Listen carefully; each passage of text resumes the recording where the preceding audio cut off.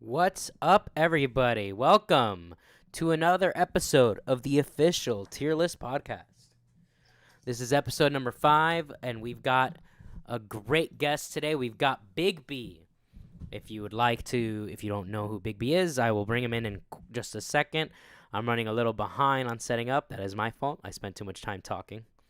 But right here, if you would like to leave a question for Bigby at the end of this stream, just leave a comment under this tweet. I'm posting it now. I gotta set up the lo-fi music. I forgot to do that. So let me just look up real quick. I found this pretty good set of lo-fi music. So let me just pull that up real quick. Spider-Man lo-fi. Here it is. We'll start from the top of this. And set that to loop. All right. So let me say hi to everyone in chat. What is up, the unseen? Bigby, our guest, and Teddy. All right, I'm gonna undeafen and bring Bigby in. What's up? Hello. Did I hear Spider-Man lo-fi music? Yeah, You have a Spider-Man specific lo-fi playlist? Well, the thing is, for each topic, I try to find at least some lo-fi thing specific to the topic. So last time I had Pokemon. The time before, I tried to look for DreamWorks. I couldn't find anything DreamWorks centered, but there was this really good Disney one I found when I was doing Disney. Because when I did the Pixar one, I was like, maybe if I just play the instrumental from the Pixar movies, it won't get copyright claimed. But they do. So, yeah. Yeah, Disney's not very nice about that, unfortunately. No, they are not very nice at all. But right here, we've got our tier list. But before we get started, would you like to, in case there's anybody who may not know, would you like to introduce yourself and your channel? Sure. So I am Bigby. I very occasionally make videos. In that I've made 2 in the last year. It's fine. About pretty much anything relating to media. I have one I've been working on for an eternity about Death Note that will come out one day. And I don't know what else to say, I guess. I used to be known as Zaptai, if anybody knew that, and that's pretty much all I got, unfortunately. I don't know how to sell myself very well, but that's what I got for you. You're good. You did make I haven't seen your Lighthouse video yet because I haven't seen the movie yet, and I do want to watch it. But that is a good call. I think you'll lose out on some cool stuff that I don't have any like super intense spoilers in that Lighthouse video, but there are a couple shots I use that are definitely they're kind of spoilers for later. So I think it's a good call to give that a watch when you get a sec, because it's good stuff. I love that movie. Yeah, I definitely do want to give it a shot. But at the end of this stream, I have already put out the tweet. So if anybody has any questions for you, we'll answer. And obviously, as the guest, you can belay any questions that you don't care to answer. But I don't think that'll be an issue. But anyways, we've got all the movies here. This is probably the smallest tier list I've done yet. Because, before we did Pokemon, we did all the Pokemon starters. We did Pixar movies. We did all of the animation movies from Disney. So we've done some pretty big lists, but this is definitely our smallest one. But since it's smaller, we're going to take time to talk about each movie. And I think we should just get started with... oh, hold on. I actually don't think I lowered you. You're probably very loud for my audience. All right, there. Now I lowered. I was going to say, oh. Sorry if I've been blasting all of your ears, I guess. Yeah, that's my fault. I didn't realize I obviously have it muted, but... But anyways, let's just get into it. So, Spider-Man 1. I still think it holds up pretty well. There's obviously cheesy parts about it, but I really, really like it a lot. How old was I when the first one came out? 2002. I would have been 8 years old when the first one came out. I think, is that the same for me? Hold on. I don't know how to do math. 2002. I would have been 6. So same range, I guess. Yeah. Yeah, I think I like it more as an adult than I even did as a kid. There's something to those Sam Raimi ones. Even obviously we'll get into the third one, but all 3 of them have this like incredibly, I'm trying to think of the best way to put it, like a very singular vision to them. They all feel like Sam Raimi movies. And I feel like that doesn't happen as much now. It still does, but there's that special little lightning in a bottle from that original trilogy where somehow Sam Raimi just got like every single person to say yes to everything he ever wanted to do, and it's wonderful. I think that increases more in 2, but the first one is just, it's such a delight. I'll never get over, I still think the turnaround of Green Goblin pretending to be an old woman in the fire is maybe one of my favorite moments from any superhero ever. As a child, that scene scared the hell out of me.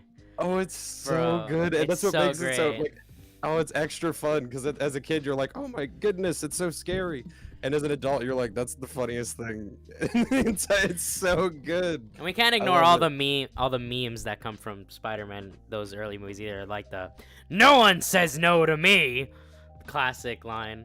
It's fantastic. You gotta, obviously, something of a scientist myself, will never ever ever go away. Dude, and that original costume, like the what's the right term? I think embedded, the webs, the way the black sticks out. I just love that original Raimi costume. Oh, before I forget, we did get early in the stream, we got a $2 donation from the unseen, Mike W. Thank you for the $2. Really appreciate that. Oh yeah, Mike W. indeed. But Willem Dafoe kills it as Green Goblin. Absolutely destroys that role. And I think Tobey Maguire, I mean, he's a lot of people's favorite Spider-Man, and I think he still is my favorite Spider-Man. I fall under the same line that I think a few others people say, where it's like, I think his Spider-Man is the best Peter Parker. I think I've heard that take too. Yeah, it's a tricky thing with Spider-Man characters in general. I don't think it's the same level of dissonance as like a Batman movie, since obviously Bruce Wayne and Batman are hilariously different from each other, where Spider-Man and Peter Parker are largely the same. There's obviously differences between them, but there's more of an overlap. I am definitely Team Tobey, and that's not to besmirch either of the other two. No, I think all three are great. They're all fantastic in their own ways, but Tobey just has that special something to him that's hard to capture. I think part of it is that, especially at the time, he wasn't really like, I guess he still isn't. He wasn't really a leading man type. So casting him in that was sort of, people were like, oh, okay, weird pick, but whatever. And it just worked out so well. He's so perfect for it. I absolutely love him.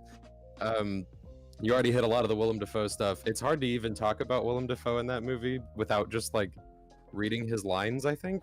Yeah, someone in my chat said, it's you, Mikey. It's you who's out, Mikey. Out of your mind. That's a great line. I heard Michael Jackson wanted to be Spider-Man. I think I have heard that. Yeah.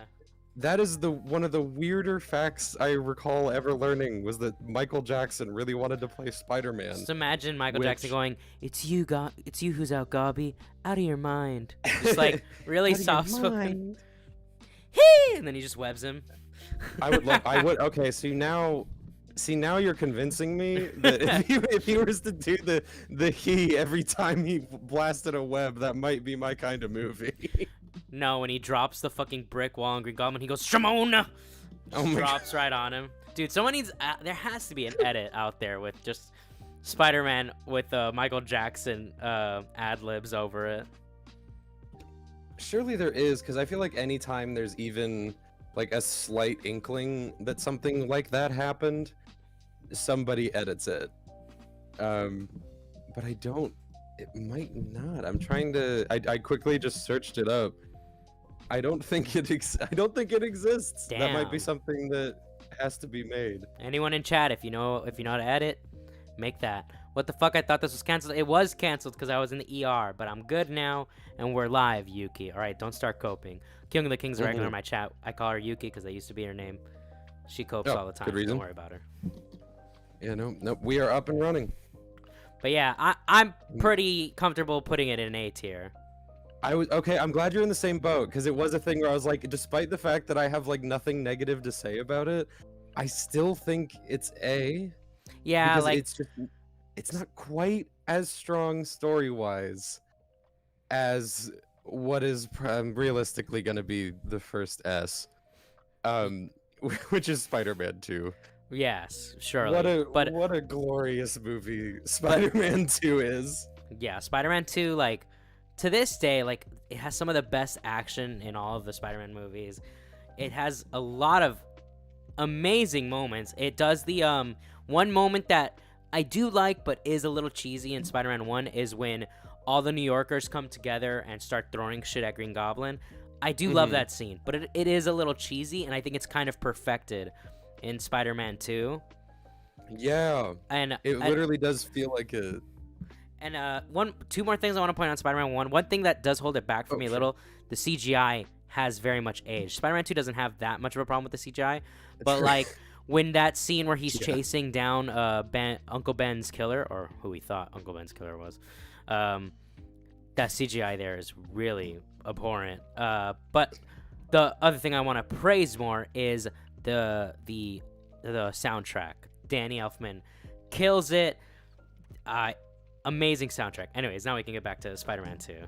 We'll see. Okay, so now I gotta interject on the soundtracks in general. Yeah. Because I went through them recently, because I thought... I remember, obviously, you played Hero by Chad Kroeger. And love that song. Guy from Incubus. I don't remember his name, but guy from Incubus.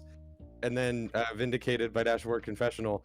But those soundtracks, like, this was in that really weird time where soundtracks were just absolutely loaded with people doing, like, really bizarre collabs. Like, the first album, the Spider-Man soundtrack album, has a Sum 41 song with the vocalist of Slayer on it. What? I didn't know that. The thing. That's just the thing on there. There's a Corey Taylor song. There's a Strokes song. Like, it's bizarre. I don't know. Like, nobody seems to know that any song other than those two big ones exist. But I looked through some of them, and I think it's because most people didn't buy the soundtrack. They just heard it was at the end of the movie. And it's weird, is most of them aren't even at the end. They're just like, it's just there was that period of time where they just made albums for movies, like, just, you know, from and inspired by the motion picture. And I think the only other two movies in semi-recent memory I can think of that have done that were, I mean, Black Panther's the big one, and then the Hunger Games Mockingjay, I think, because that one had like a bunch of random songs from a bunch of pop singers that aren't in the movie. And I miss this trend. This is a long-winded way of me saying I want this back. I think this is an incredibly fun idea, and I wish more movies did it. One trend I wish would come back is Will Smith rapping in his movies. That's true. I miss. I need more Wild Wild West quality Men Black theme songs. Unironically, Men in Black from the first Men in Black movie slaps. Oh, yeah. Absolutely slaps. The sample used from Forget Me Nots is incredible. Love that song. I'm trying to think if Will Smith, I know this is a complete detour, but what is like an After Earth Will Smith song sound like? Like, I'm trying to think. It'd have to be really somber and serious. That's true. He just doesn't even like inflect his voice. Yeah. I would have loved it. I want to hear more. I want to hear his Suicide Squad theme. I'm sure it would have been better than Heathens. I mean, I do like Heathens, but I don't like it as like a theme song for a movie. I just like it as that's like a background song for me. That's kind of where I land. It has this like shoehorned. There's a couple lyrics in it which is like, oh, you definitely wrote this for Suicide Squad and not just as a song, and it sounds really weird for that. As a song itself, it's fine, but yeah, as a theme song, it's awful, and I don't know why they used it. Yeah. But one thing I found out recently is one of my favorite songs from my childhood, Meant to Live, is in the UK version of the Spider-Man 2 soundtrack. And I was like, damn, I wish that was over here. Switchfoot? Switchfoot. We were meant to live for so much more. That song. So good. Why is it only on the UK version? I don't know. Maybe they like that song more than us. I have no clue. That's so strange. Like Switchfoot's not even. They're not even British. No. They're from the States. Why are they? That's so weird. The I did not decision. know that. I don't pretend to understand the decisions of the early 2000s. I just accept them. There's so many bizarre decisions. That song came out like a good bit before Spider-Man 2, didn't it? I think so. Like, I think that song had already been on the radio for a hot minute, well before it ended up on the Spider-Man 2 soundtrack in the UK only. That's so weird. I did not know that one. I only found that out because I was like, so that it was like one of those moments where like you loved a song so much when you're younger and you totally forgot about it, and then one day you're just like in your room or you're somewhere and out of nowhere it just plays in your head and you're like, I remember this song from my childhood. So I looked it up and I was like, wait a minute, this was in Spider-Man 2? I don't remember this. And then I saw it was from the UK version. I was like, oh, that's why I don't remember that. Yeah, no, there's the Spider-Man 2 soundtrack has weird stuff too, because unfortunately there's a Lost Prophets song on there. Are you familiar with that situation? I am unfortunately very familiar. Look, I don't know. I only know one song from them. That's Rooftops. And yeah, look, the one that they're one big like extremely catchy song, and I'm sure they made others, and I never heard any of them. I disavow everything about that guy, but that's a damn good song. I don't care what anyone says. Yeah, I mean, I will sing that from the rooftops. I will sing my heart out. Damn it. I can't make the music not slap. I'll sing it, and then when I finish singing it, I'll say disavow though. Disavow. There's a Maroon 5 song on that soundtrack. Oh, which is unfortunate. That band makes me so sad because they used to be so good. I feel like they were so good for like 2 years. They were good. No, their first two albums were really good, and then their third one kind of was like, all right, that's fine. It was like the beginning of them becoming really bad was Moves Like Jagger, which I like Moves Like Jagger actually, but that was like the beginning of the end for like their quality. I agree with that completely. That I like Moves Like Jagger, and it is clearly the end of them being any good. Like I was like, Moves Like Jagger. But the funny thing is, when I first heard that song, I was like, I don't like this song. That song grew on me eventually. The last song that I was like, I think the song before that was a hit for them. That was like the last like, oh, this is Maroon 5, the band, and not Maroon 5, aka Adam Levine, was Misery. I think that was their last song before they became Adam Levine, the band. Yeah, that album was the end of that cycle. Yeah. Fireball, I'm pretty sure Fireball will start like 8 p.m. Yeah, we'll be done by then. Yeah. I didn't realize that was tonight. Yeah, they're doing the Fireball thing. I've been wanting to like DM Salvo and ask him if maybe I could join on one of them, like be a part of one of them, but he always has them on my work schedule. Basically, has it if I work the next day, I gotta sleep early, so I can't do anything too late on a Sunday night. So hopefully he does a Fireball on like a Friday or Saturday night, and then I can be like, yo, get me in there. But I mean, we'll see. Anyways, let's actually talk about Spider-Man 2. We got some. Yeah, right. How that 3 seconds talking about the soundtrack and Alfred Molina, Maroon 5. Alfred Molina kills it as Doc Ock. Amazing performance. That scene in the hospital is like so pure Sam Raimi and so amazing. Rewatching that movie, I genuinely forgot how aggressive, for lack of a better word, that scene is. Like how intensely Sam Raimi that scene feels. Bro, it's magical. There's like, I know it's a weird word to use for something that's incredibly violent and aggressive, but it's just like, it's one of those things that makes these movies worth watching, is those moments like that where for some reason it just explodes into this weird energy that doesn't really happen for the rest of the movie, especially not to that extent. But it's just this little scene that's so awesome. I think the best, or not the best. There was a thing that I watched recently in the last few years. Did you see Shazam? I did watch Shazam. I liked that movie for the most part. There's a boardroom scene in that I think is directly aping that scene in Spider-Man 2. Because like the dude who did Shazam's also comes from horror, so he did that whole incredibly violent scene in the middle of Shazam that feels a little bit out of place but still works, and I think that kind of applies to this too. It's fantastic. Like, it's so weirdly violent in a way that a lot of especially PG-13 superhero movies just don't get. Yeah, like the horror element of it is like so like it seems so left field, but like it's a great way to introduce how terrifying these tentacles are.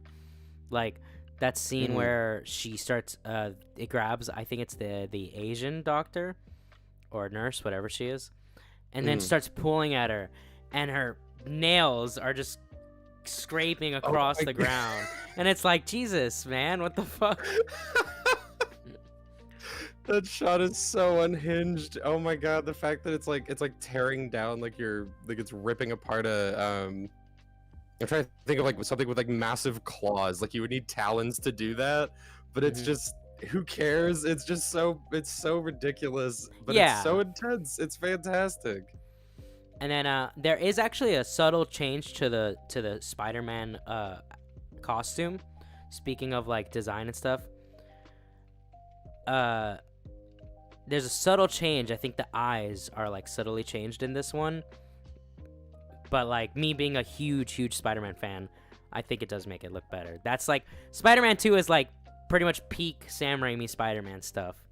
Like the whole thing with him losing his powers because of like the inner turmoil he has, and when he goes to that doctor to talk about him losing his power, by the way, that doctor 100% knows that Peter Parker is Spider-Man. Right? Yeah, they just blow past that. He's like, okay, well, yeah. He's like, I noticed the spiders on the suit also. Yeah, the spider is also subtly changed too. That fight on the train, like, is just incredible, and the fight at the bank. Like, I think so. That was another thing I noticed on rewatch, is that Joel McHale's the bank teller. That's just that. I don't have a lot to say about that. It's just fun. I noticed that too. Bro, I didn't remember that at all. Aunt May just like hits that man for like no reason. She really does. Dude, Aunt May's got so much fucking spice in this movie. Like, she's just like ready to beat up Doc Ock, despite the fact that it'd probably be better for her to just stay back and just not interfere. But I mean, she's so gung ho to absolutely beat his ass, despite the fact that if he wanted to, you know, she's dead in a nanosecond. But yeah. She's like, I'm not dealing with this shit. I'm trying to get my loan. That scene does have. By the way, I'm already gonna put this in S tier. I'm sure you agree with that. Oh yeah, no, easy. But one I do. The thing is like when I look at movies, I do kind of have like two sets of minds about movies. I look at it both objectively and subjectively, and then I put that together to have my like final score, right? That's how I personally look at movies. A lot of my friends in my IRL friend group, they don't care for that part of me because they just like enjoying movies, right? Understandable. I don't hold that against them. But I do like to look at stuff seriously, and I think that fight scene does introduce one of the bigger plot holes I notice in the movie, where Doc Ock has a tentacle that has a blade in it. But like there's a moment later in the movie, and this is before he's hired by Harry, right, where he's not supposed to kill him. There is a moment where he totally could have just impaled Spider-Man's head, and he just doesn't do it. I mean, that's always one of those things where it's like, it's definitely silly that he didn't, but like, yeah. But I love the movie so much that I don't care. Imagine it. Like, can you imagine if like 30-40 minutes into the second Spider-Man movie, he just gets absolutely spiked through the brain, and the rest of the movie it just ends. 40-minute movie, and he just gets murked by Doc Ock, and that's the end of the film. Like, it's one of those things you see it and you're like, obviously he's not gonna die, but what if it would have been insane? But there's part of me that always just wonders if the scenes where characters definitely should have died, how they would have managed it if they had.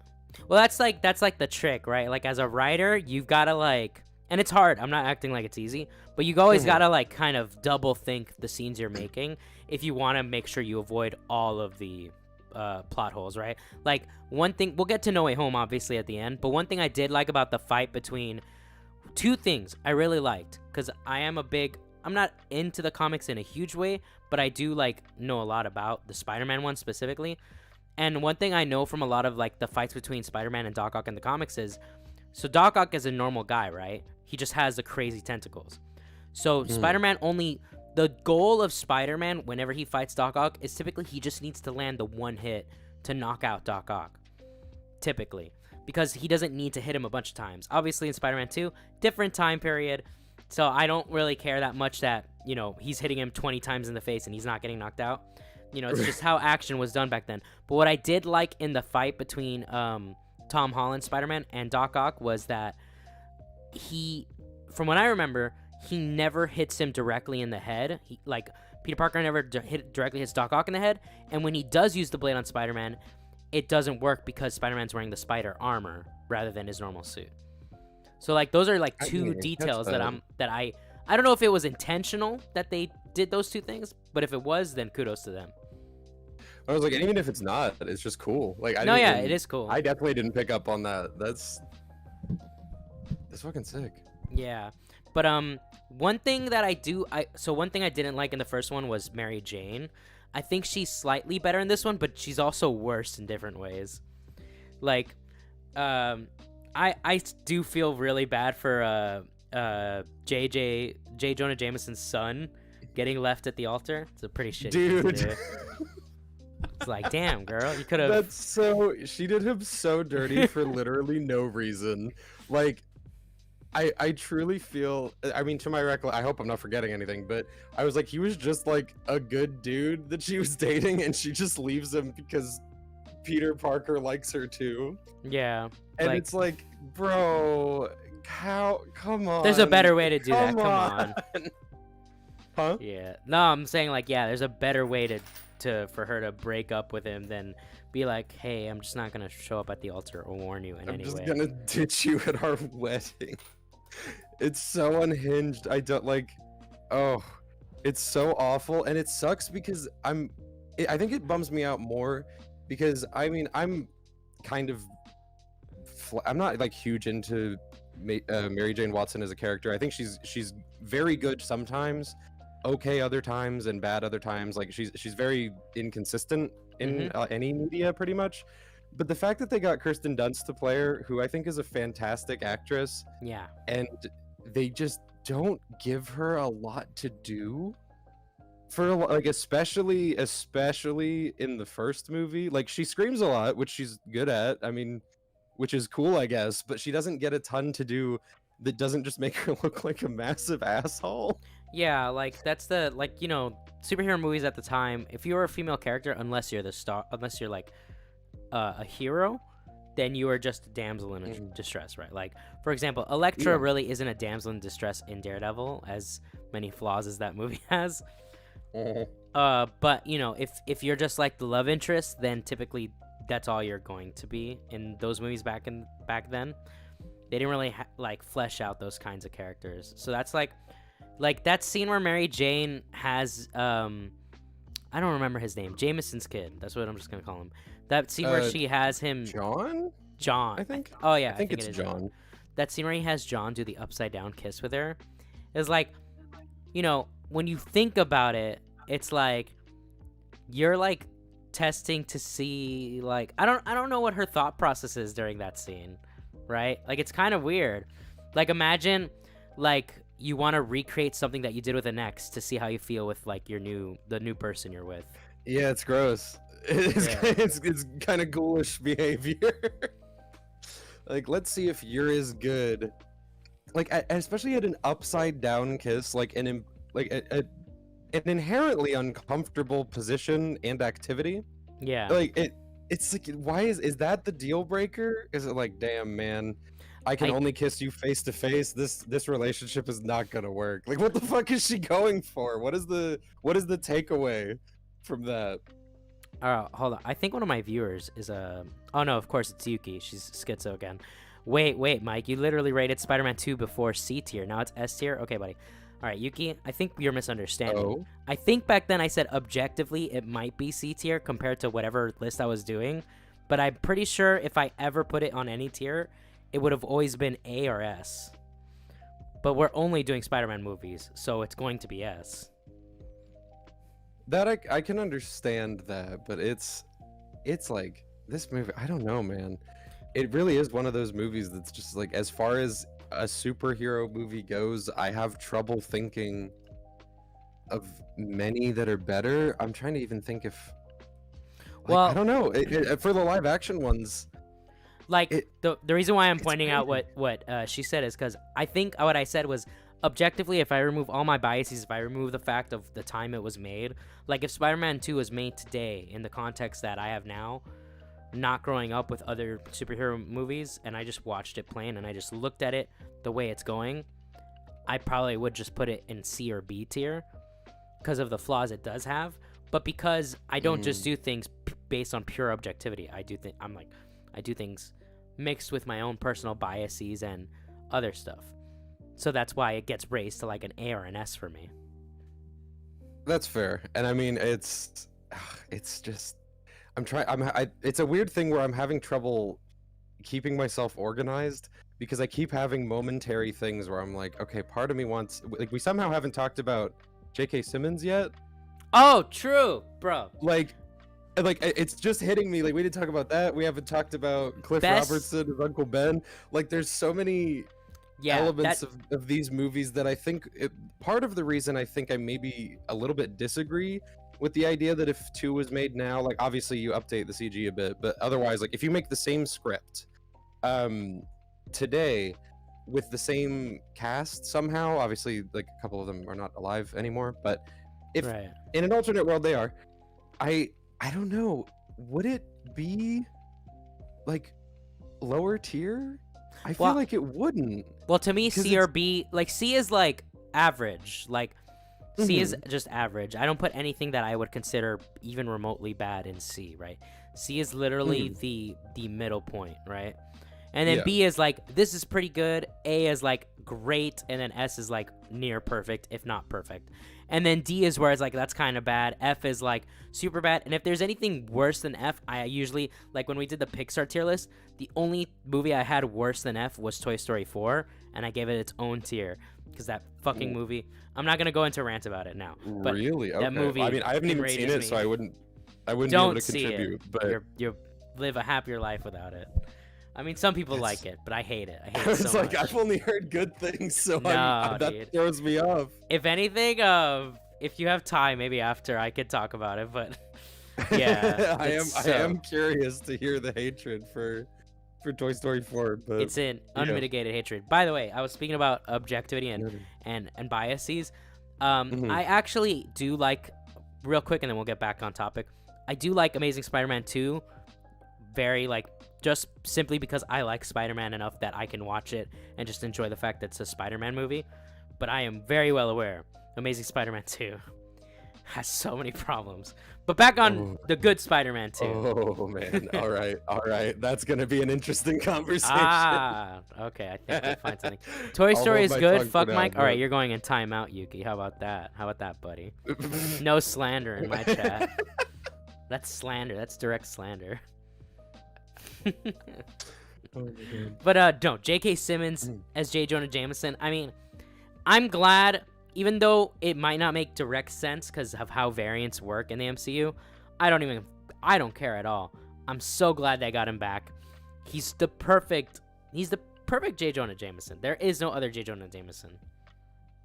It's true. I remember even in the Spider-Man video game, there's a guy, I don't know who voices him in that, and I'm not trying to besmirch whoever that actor is, but it is so clear that actor is doing a J.K. Simmons impression. Oh, in the game? Yeah, and it's just a little off. You can't, it's hard to capture it unless they had to go somewhere completely different. It feels wrong when it's not actually coming from J.K. Simmons' mouth. It feels wrong. The way I saw him in the game was more Alex Jones than J.K. Simmons. Oh, for sure. Like, I think they're going for that vibe as far as like how he talks, but I still think the voice felt like it was trying to capture the J.K. Simmons energy. And then weirdly, you mentioned Alex Jones, and that kind of comes in with the later ones where they very clearly yeah, it's make very J.K. clear. Simmons into Alex Jones. But I feel like that's more or less what J.K. Simmons would be in the modern day. Cause like, it's so clear. You keep saying J.K. Simmons instead of Jonah Jameson. I just mean, realized we both did they're that, one like, and the 3 same at times. this We were point. like, oh yeah, the famous character J.K. Simmons. Dude, they're one and the same. They're destined to be one and the same at this point. Wait a True. minute. I just realized. So J. Jonah Jameson was actually directly inspired by Stan Lee himself. So when J.K. Simmons is old enough, is he gonna play Stan Lee? Oh my god! I mean, would he? I mean, he doesn't have the voice at all. That would be the only thing that would screw me up. I think is that Yeah. Stan Lee's voice is so distinct, and even Bruh. hearing it come out of J.K. Simmons, if you were able to like do the accent, because some actors can do that, I Mhm. think it would still just break the brain. Just like J.K. Simmons going, Excelsior! It would sound weird. I don't think he could get away with it. But Sounds too aggressive. I feel like I'm getting it is- shouted at.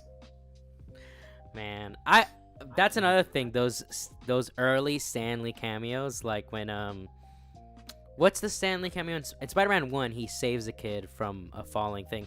Oh yeah, the parade fight. That fight was crazy, and it had a great, amazing singer, Macy. What's her name? Macy Jones or whatever. Mm-hmm. But Yeah. it's That hard was to a- keep that's a track fun because time capsule moment. yeah, dude, I remember. I never remembered her name. I just remembered her as the lady who sings with a super raspy voice. That's basically I feel like how that's I always not remembered. distinguishable enough. There's so many people that applies to. I guess so, but she has such a distinct voice. Like I don't know if True. I know any other singer that sounds like her. That's true. She was one of those that was fascinating because it's like a very clear kind of relic of the time because I think she had just had the big hit pretty shortly before that. She was also did So the theme song they from. got her in there real quick, and it's like you watch it now, and half the people are gonna be like, "Who?" Yeah, she Who also is did a theme this? song. She also did the theme song for As Told by Ginger, if anyone remembers that show. Did she? She did. I actually did not know that. Yeah. As told by Ginger, that awoke a distant memory. I never liked that show. I thought the characters looked so ugly. I for some reason always thought that was a spin-off of something. I don't think it is, but I wouldn't know. I, I don't don't also remember don't the think show I've well watched a enough. frame of it. Someone once told me the grass is much greener. Oh? I don't know. Someone said that in my chat. Oh. What is I that was like, reference I was like, what does that mean? Is that a lyric from the theme song? I don't remember. I don't know. Anyways, the best scene, to me, probably the best scene with J. Jonah Jameson in the entire trilogy is the one where Green Goblin tries to like interrogate him, and he doesn't give up Peter Parker's name. That's like such a small but really good character moment. It shows that That's so true. like he's not gonna give up one of his employees even at the face of like literal death.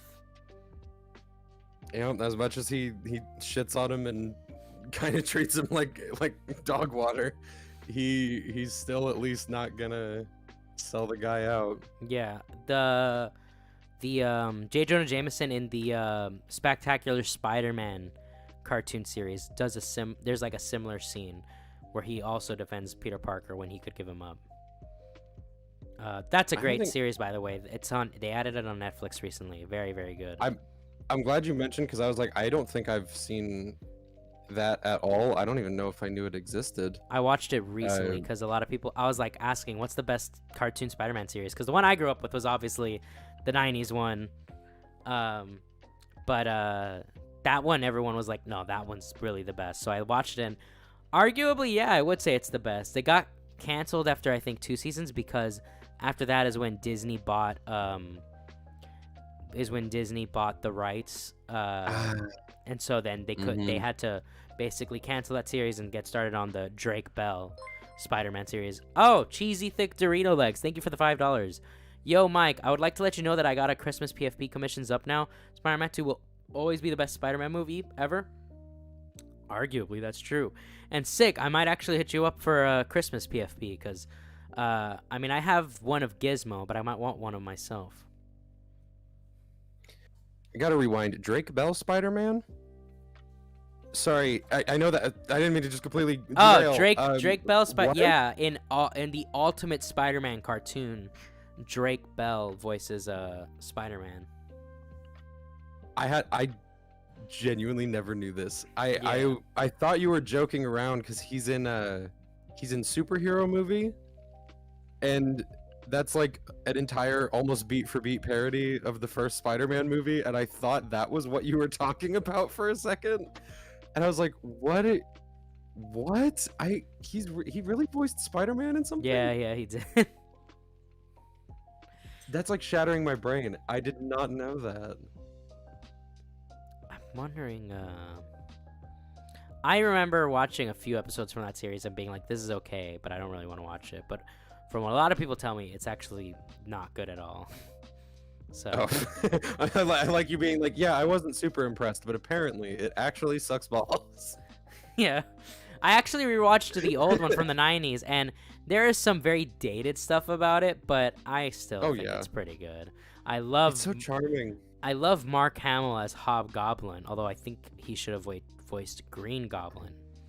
But I mean, it'd be like that. Yo, what's up, Shadow Humor? Voiced Green Goblin, so clearly they're not as cool as Mark Hamill. True. No, the voice for Green Goblin in that's one thing that I didn't like. The voice for Green Goblin in the 90s Spider-Man cartoon show is not very good at all. But I mean, what can you do? The voice he has in Spectacular Spider-Man is very good, on the other hand. Love that voice. I don't even know who the voice actor is, but he does a great job. Anyways, back to Spider-Man 2. We keep getting derailed. Yeah, I know. I'm sorry. I think our powers combined make it impossible. Yeah. Stay on subject. I mean, we're still talking about things about Spider-Man, so it's not a complete derailing. True. Plus, there's only a few movies here, so it's okay to get derailed a little bit. Stay on topic. I'm sorry. You know, I'm timing you out for telling me what to. Nah, I'll leave you. Oh my god! I was gonna do it again. Yeah. Yuki's coping and Can we get some yawn emojis for Yuki again? Because she's coping again, like always. Anyways, I mean, Spider-Man 2. I mean, it's hard to talk about Spider-Man 2 because everything that's great about it has been said before, right? It's one of those that feels so self-evident. Like, you watch the movie and it's like, if you know, you know. Like, if you've seen it, you already know it's phenomenal. Yeah, like what are we gonna talk about that no one's talked about? The train scene. Everybody talks about that scene. Are we gonna talk about like, what is there to talk about that's never been talked about? I guess one thing I would say is Doc Ock's wife gets fucking brutally killed. Like, I know, it's a pretty brutal death. Totally undeserved. For like incredibly violent death. Sam Raimi did not deserve it all. You know what? Sam Raimi, he's a menace. He only killed her that way so he could hear her scream. What a menace. The thing is, there's probably truth to that. I mean, Sam he loves his close-ups of screaming women. He really does, bruh. But that whole the power of the sun in the palm of my hand, that shit's so good. I like how seriously he takes it. Is the big thing. There's a sincerity to these that I think is a little bit lost in a lot of the new, for lack of a better word, winkier stuff. Yeah, like, I noticed that this was a problem a lot of people had with the MCU, where they stopped taking themselves as seriously. But I always thought it was mostly balanced, but I feel like Phase 4 has thrown that balance totally out the window. Like, I just, like, none of these movies ever, like, can have a dramatic moment and just let it sit there.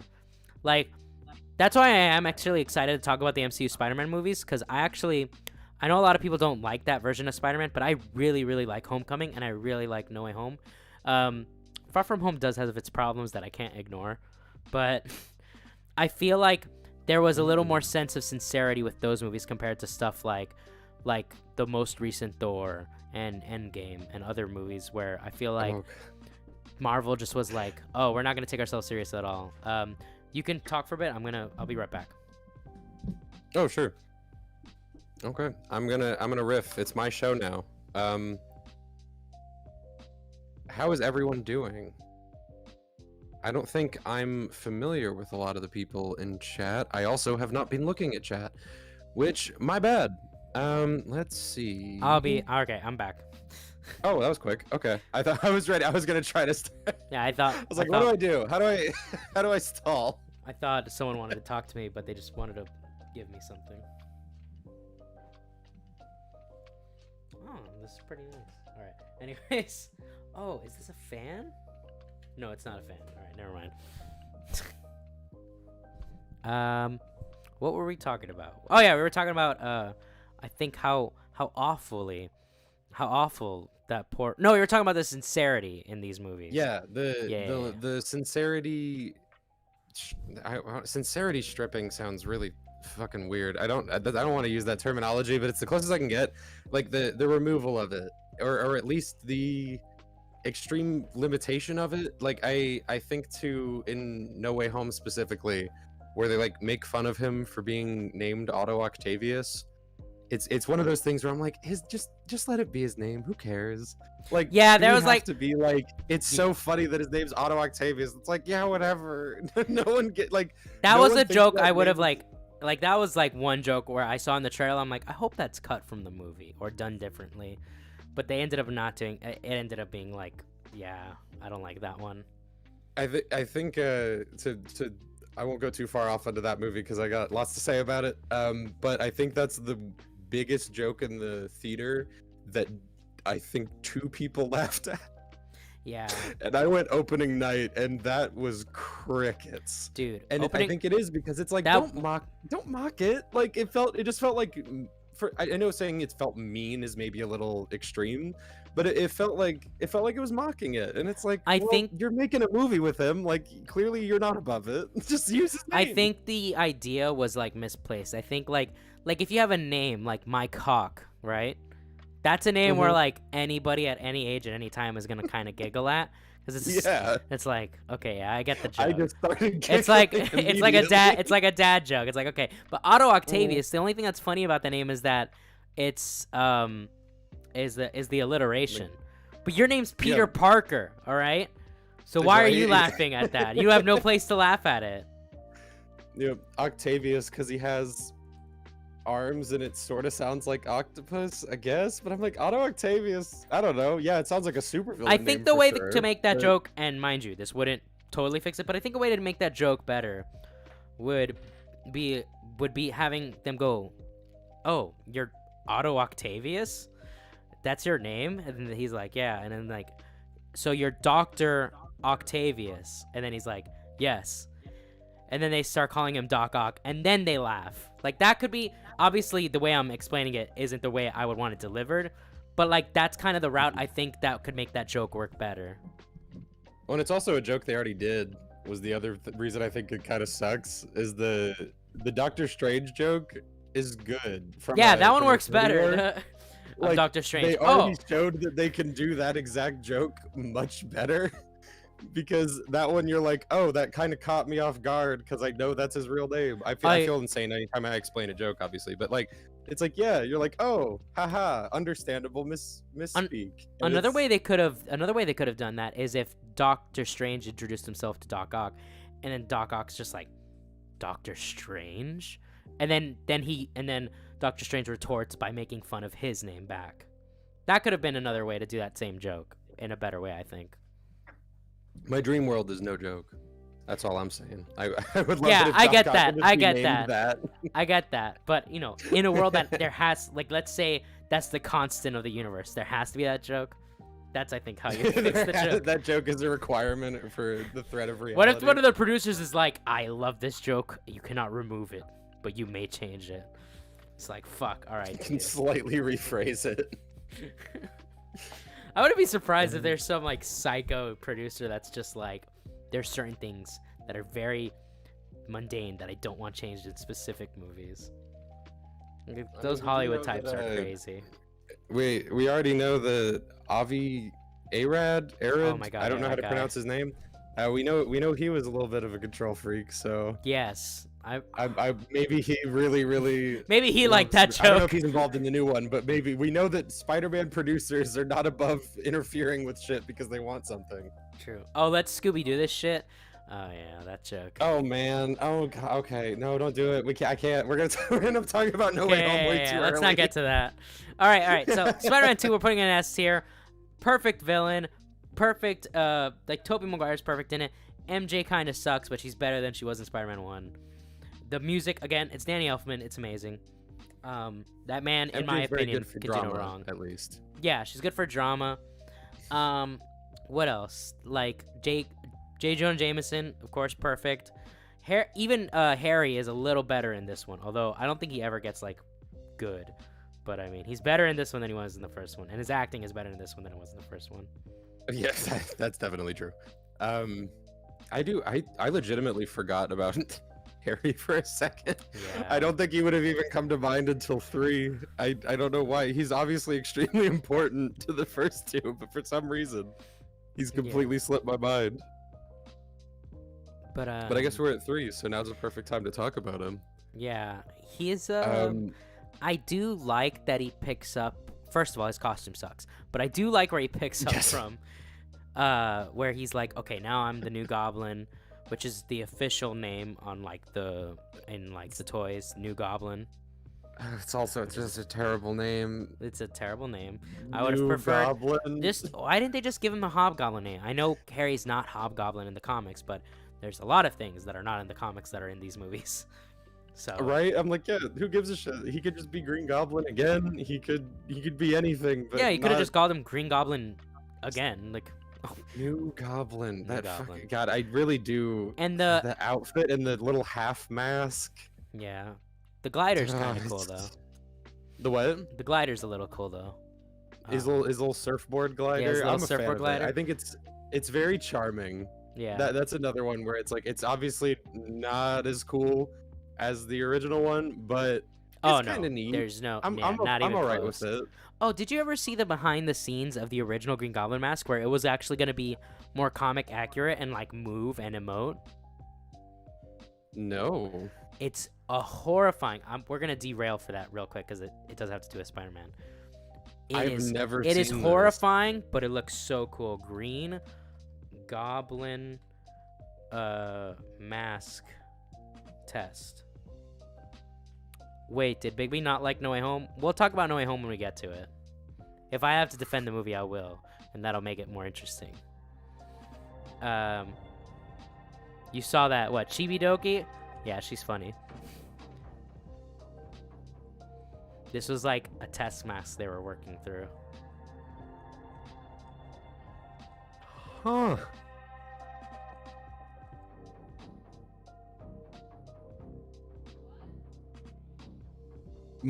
So I realize I don't have a camera on. My jaw's just open. I cannot believe I don't even think I'd heard of this. I do wonder why they didn't go with this mask. Although I've in my life have gone back and forth on my opinion on the green mask, but overall, the Green Goblin's mask. But overall, I do like what they ended up going with. But this would have been cool to see. I think this is like way too silly though. I do understand why they wouldn't go with it. I don't think it's that it's too silly. I think it's kind of too scary. Like Really? this is as like a test thing. So imagine if they like finished it and like made it work and everything, and like in a dark lit scene where he's like talking. It's like, oh shit, that's actually kind of. But like so, there's like a hear me scene out, where he like has though. like an angry eyes, and it's kind of like more unsettling. The thing I'll say, hear me out. Mhm. Does the end work if he has transformed physically into this? No, I don't think he was gonna transform into this. I think this was gonna be the mask. He was just gonna wear this? Yeah. I feel like that would have been crazy distracting. Like this feels like it has to be a morphing, right? Because that's usually when he ends up looking like this, is when he's being In the comics and in the disfigured. in the cartoons, it's not that he turns into the Green Goblin. It's his mask is like a flesh-like mask where it does. Is it? Yeah, it's like this. Oh my god, I'm just outing myself as not knowledgeable. I had no idea. Yeah, I don't know how. Like, I guess that shows us how it would work, but I don't. I guess before that, I wouldn't understand how it would work. But yeah, that's usually what it is. Like, if, like, it's usually like a Scooby-Doo mask where it like looks like a face, but it's not a face, basically. Yeah. I am a sucker for the Halloween mask they ended up going with. I think my only big gripe with it is that you can see Willem Dafoe under it. I think that adds to it. I think seeing the does, mouth, but it also the mouth keeps behind the mouth, distracting kind me. of like the mouth behind the mouth. I always think that's like a more like intimidating. It kind of like gives me like alien vibes where there's a mouth in the mouth. Oh my god, that's actually a really good point. I didn't even think of that one either. Yeah, It is imagine a that little- mask it is in a the little- burning building scene. That'd be fucking yeah, it'd be terrifying. Okay, admittedly, yeah, that would have been insane. I'll give you that. That would have been crazy. Like just a big old like. But I think if I had to guess, it's either that they couldn't get it to work properly enough, or two, it was like either too scary, or maybe like you said, they thought it was too silly. It was probably one of those reasons, or even all three of them. Because I think the big thing to consider is that, 2002, or I think is when the first one came out. Yes. Very different time, to the point where like even making a Spider-Man movie was kind of silly. I think it was kind of, not that every single person ever thought it was going to fail, but people thought it would fail. Yo, what's up, and Toxic? It obviously didn't. Yeah, like But, before this, like the reputation of comic movies was down the gutter, thanks to Batman and Superman, unfortunately. Oh yeah, it's weird to think about how close together Batman and Robin and Spider-Man 1 are to each other. Yeah. Although I do like Batman and Robin, but not for the reasons I think the makers wanted me to. Oh no, for sure. Batman and Robin's an absolute classic because it's complete dog water, but it's extremely fun to watch. Like, it's so terrible, but I adore it. I adore it. Yeah, but let's talk about Spider-Man 3. Anyway, right. That's where you mentioned the mask and I got so focused. Yeah. We're both at Ooh. fault for all the derailing, but It's true. yeah. But Spider-Man 3, I think it is way overhated, but it does have its problems. Super hard. Agree completely. I think it's way overhated. Yeah. I will say that movie is one of those where I think I rewatched it a little while ago. I want to say like a year or two ago, and I was a solid hour and change into the movie before I was like, when does this get bad? Because it's really, really consistently good for a while. I think the stuff that's bad for me, I do think the way Peter is portrayed is like pretty out of character. Like I kind of get what they're going for, but I think the way they went about his character change is out of character. And the stuff with Harry, the whole amnesia shit, I think is like really, I don't like anything that regards that. I do like that Harry becomes Green Goblin, and I do like what they do with Harry at the end of the movie, but all the amnesia shit, I just really don't care for at all. Yeah, the amnesia shit's a complete waste of time, and I think it gets a lot worse.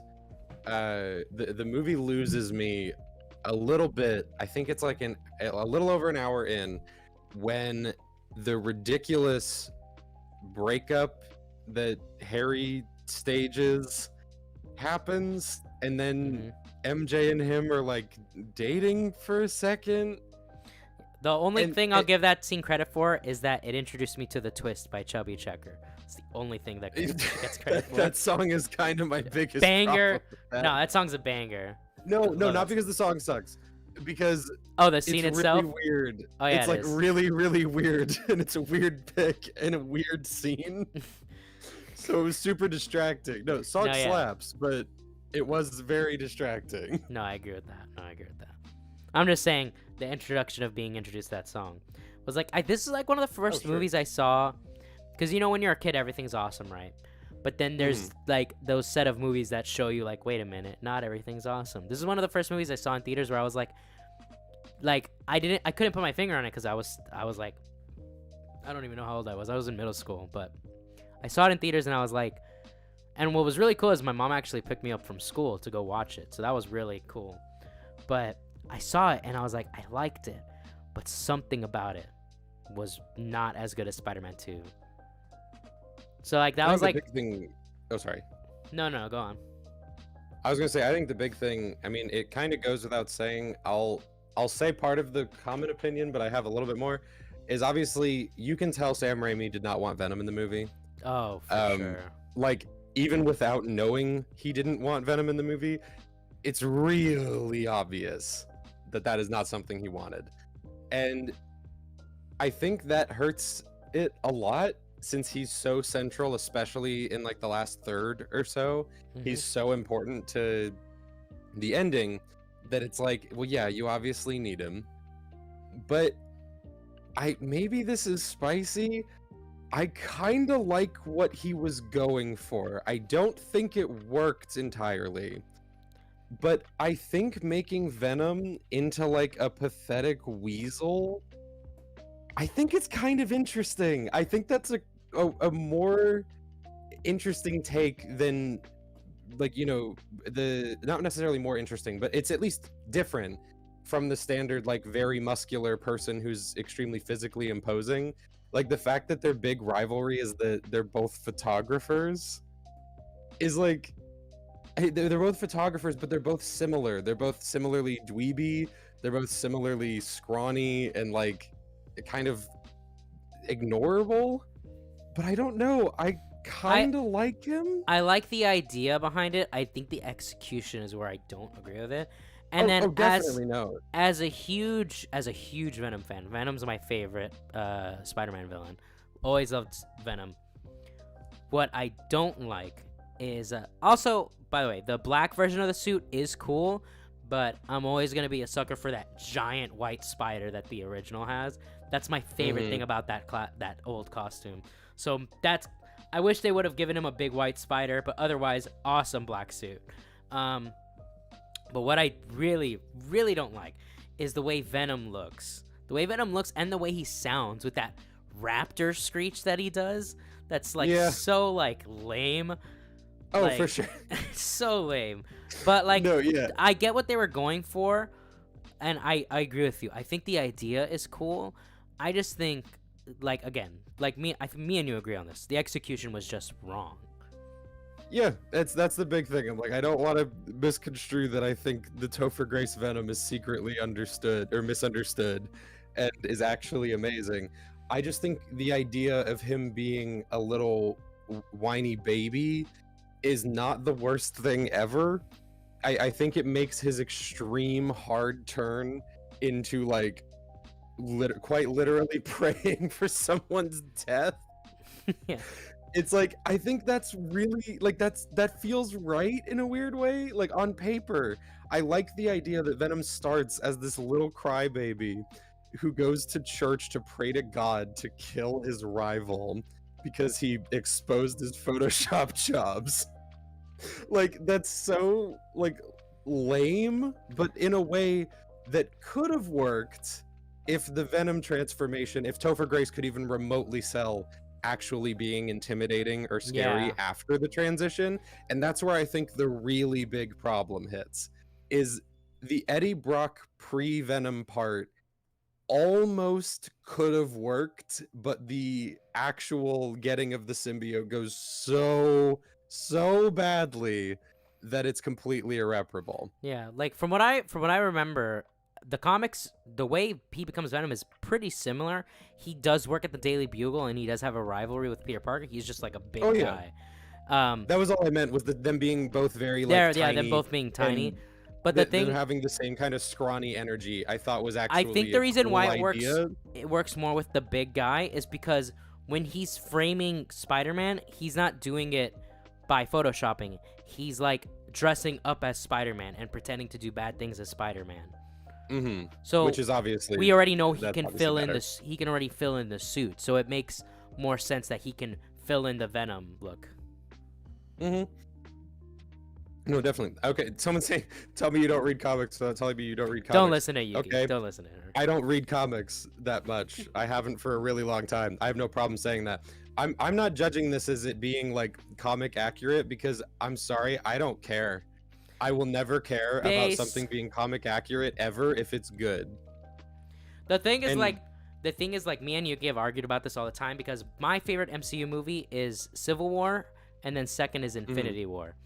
So I love those movies because of what they do with the MCU.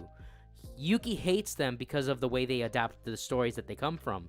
But the thing is like, it would be impossible to adapt those stories without so much more movies and so much more characters being introduced into the MCU.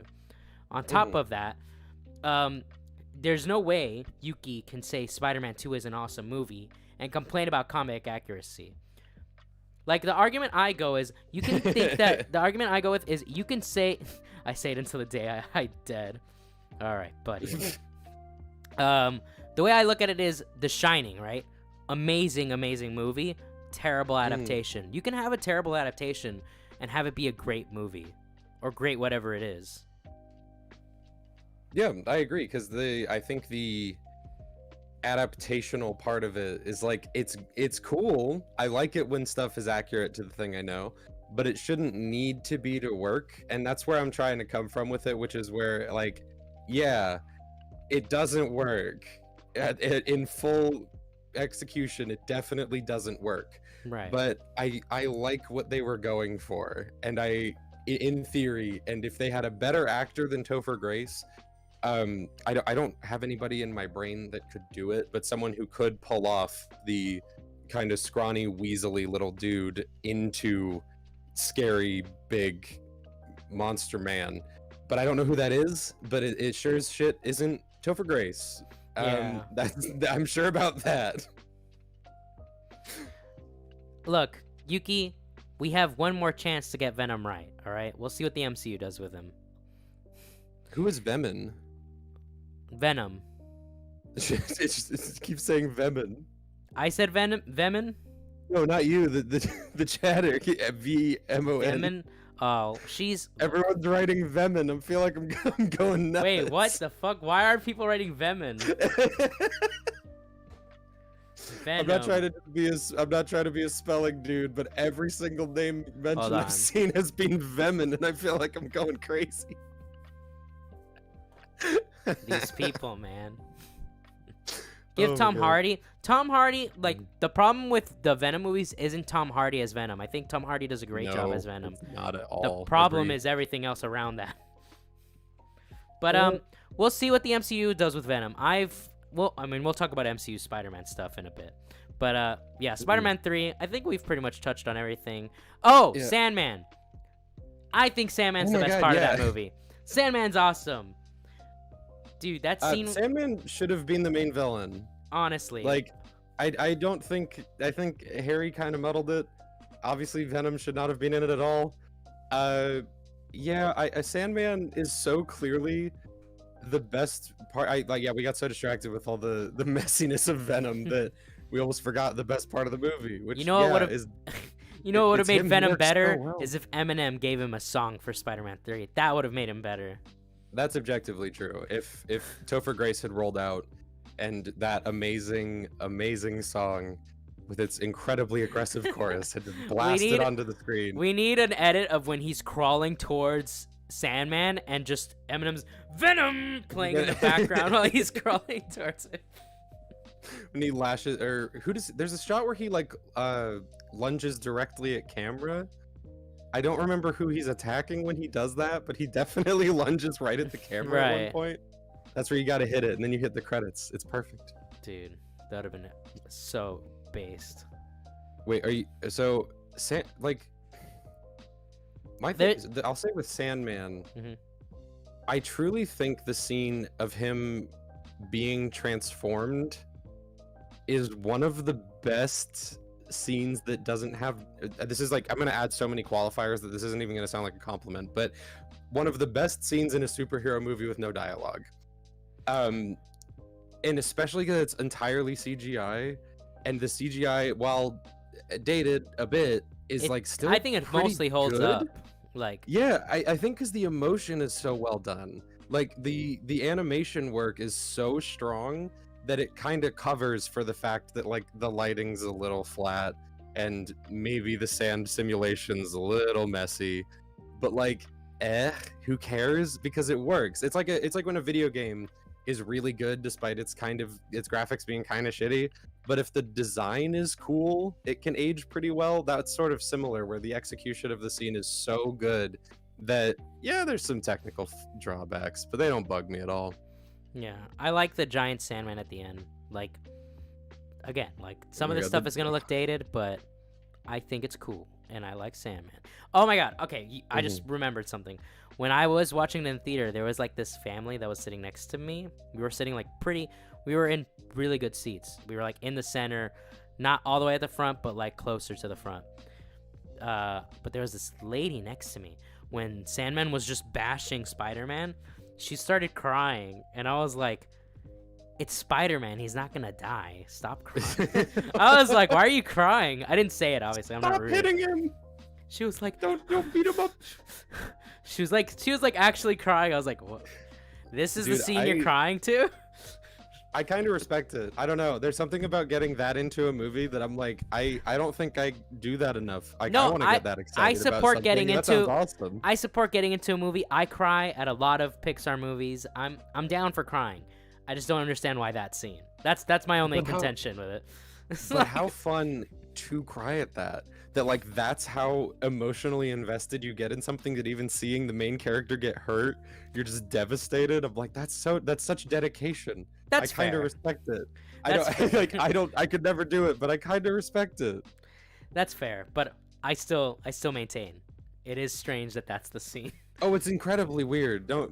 I guess I should have clarified that. It's definitely weird. All right, so this We movie. didn't even talk about Bully Maguire though. Oh, amazing! I love Bully Maguire. Yeah, okay, and good. You have the correct take. That's good, because that's the funniest scene in the movie, and people don't think it's supposed to be funny, and I don't get it.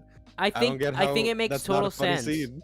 I've always thought it makes total sense that this guy has the symbiote that makes him cool, but you can't just be made cool, right? You have your idea of what cool is in your head, and that's what you're gonna be.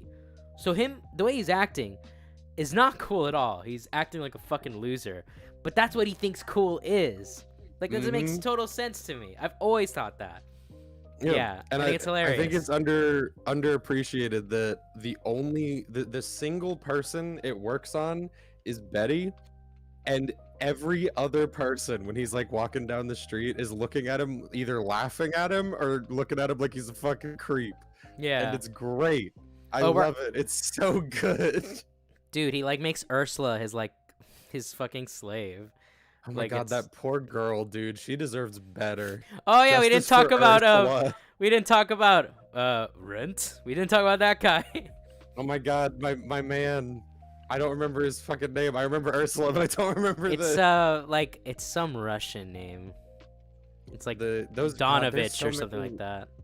There's so many good quotables that like I don't want to just go off into a quote session, but that scene alone I feel like has like 9 different things. You'll get your rent when you fix this damn door. It's like, God. Like, so ridiculous. It's like, dude, that's not how that works. Admit, like, as much as like I respect where you're coming from, calm the fuck down. What if you would have just responded, I need the rent to fix the door though? That would have been a great comeback. It would have been obliterated. It's just fucking add the fucking old what were they called, those edits that they used to do on YouTube? MG. Oh, the MLG, like MLG. They just put the MLG edit over that. Just like, oh shit, it's fucking destroyed. His daughter was cute. His daughter was cute. Can't deny that.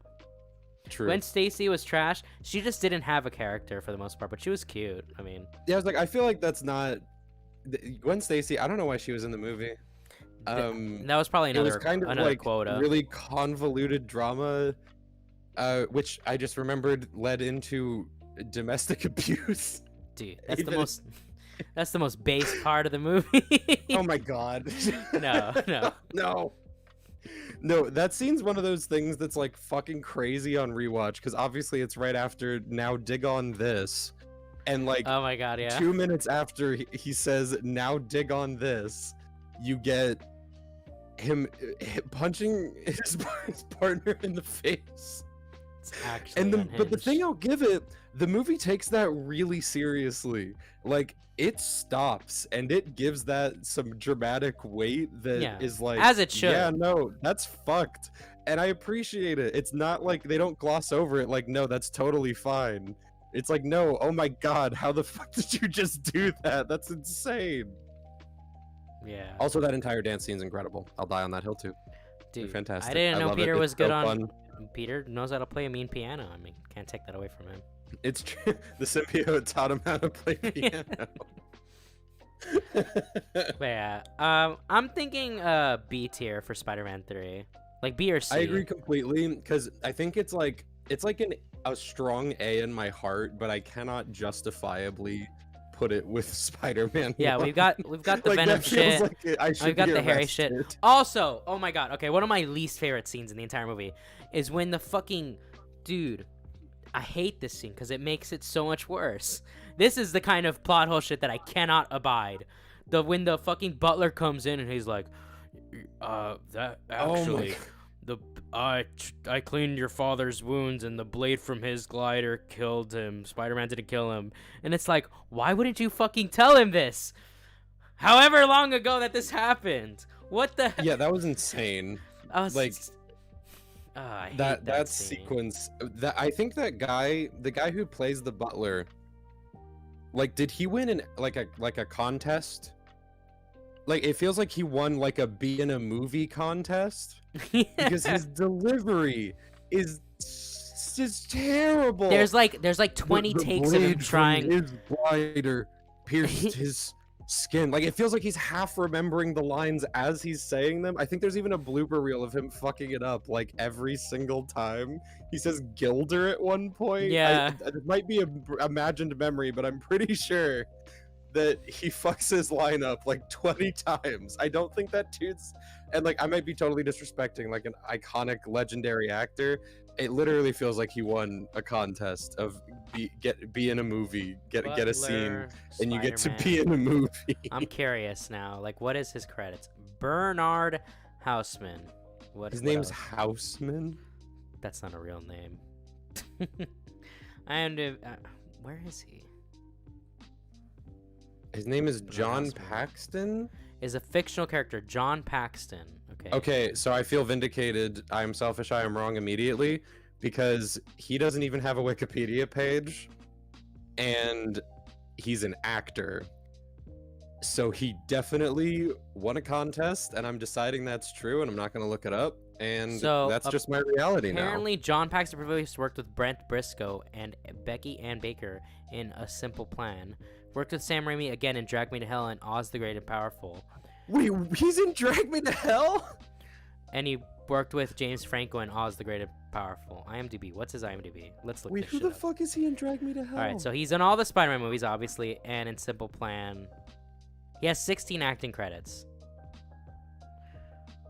Oh my god, I just looked it up. He's a frequent Raimi collaborator, air quotes, who appears as a couple at a diner. So I don't know if it's accurate to say he's acting in that, but He's 5'7". we'll see. Oh, he passed away. Oh, We'll all stop right. Well, making- R.I.P. Oh, he died in 20. Oh, dude, he was. Dude, that's why he was terrible. He was like 80 something years old. Oh, no excuse. Christopher motherfucking Plummer had to shoot a movie in 2 months because Kevin Spacey's a sex pervert, and he got a fucking Oscar nomination for it, and he deserved it. I guess that's And he fair. filmed that shit in like 5 seconds, and he was like 88 when he did it, and then he died. He was in Knives Out when he was like 90 something. Damn. No shot. He's just a bad actor. I'm sorry, John. Is he Raimi's R.I.P. grandfather or John something? Paxton. I don't know. I have no clue. You say was he? That would make sense. That actually would add up. Well, we're done with the Raimi movies. We got an done it. A, an S, and a B. So now we're at the first Amazing Spider-Man. Okay. So Andrew This- Garfield is a really good Spider-Man. I don't think he's a very good Peter Parker, and this movie has some really good stuff and some really questionable stuff. So my spicy Andrew Garfield take is that I think he's very good as both, and he is working with an unbelievably bad screenplay. Every line they write for him, I hate in this movie. I genuinely, this movie's like incredibly mid on my memory, but whenever I rewatch it, I sincerely do not like it. I think it's like, it's one of the worst for me. I don't know if that's spicy, but I kind of hate this movie. I don't hate it. I don't hate it. I do think I actually like Amazing Spider-Man 2 more because I think it's more entertaining. I just think this movie's super mid, and this is coming off of, I think the thing is that I don't think when I watched Amazing Spider-Man 1, it hit me as hard because I had come from Spider-Man 3 before, right? But if Spider-Man 2 was the last Spider-Man movie I saw, and then I went to this, I think I'd be like, what the fuck? What a downgrade. Like Andrew Garfield, I think he's an amazing actor, and he does really good as Peter Parker. What I mean when I say I don't think he's a good Peter Parker is simply the way Peter Parker is written. Like, the way Andrew Garfield's character is written, I don't think that's like Peter Parker to me. He's too cool. Like, that's the main thing. He's just too cool. He's skateboarding around to Coldplay. Like, he's a cool guy. Yeah, no, and it doesn't help that like Andrew Garfield's sexy as fuck. That's like, I don't know who they're fooling. Like, I'm not saying Tobey Maguire's ugly, but Andrew Garfield is sexy as fuck. Yeah. And he's being portrayed like he's this kid that like everyone ignores at school, and he's whatever. And I'm like, bro, this dude's like, ooh, hello there, voice crack. This dude's like a skateboarder, smart science guy who's extremely hot. People would be fighting over him. Yeah, and especially I'm supposed to buy that nobody cares about this dude. I don't. He's too cool. And the nerd trope, like in the early 2000s when Spider-Man 1 came out from Sam Raimi, the nerd trope kind of was still relevant. But I feel like by the time Amazing Spider-Man came out, the whole "oh, you're a nerd in school" thing was kind of like, not, from what I saw at least, was not really a thing anymore. Like, if you were into science, you were just like, okay, that's just another thing you're into. Like, I feel like the whole, as time has gone by, being a nerd and being into nerdy things isn't like, obviously there's an extent where you're kind of a loser, even regardless of how the times have changed. But for the most part, like now, if I was going to like middle school, high school now, and if I was into comics and comic book movies, there would be nothing nerdy about that. That's like the average thing to be into nowadays, right? Right.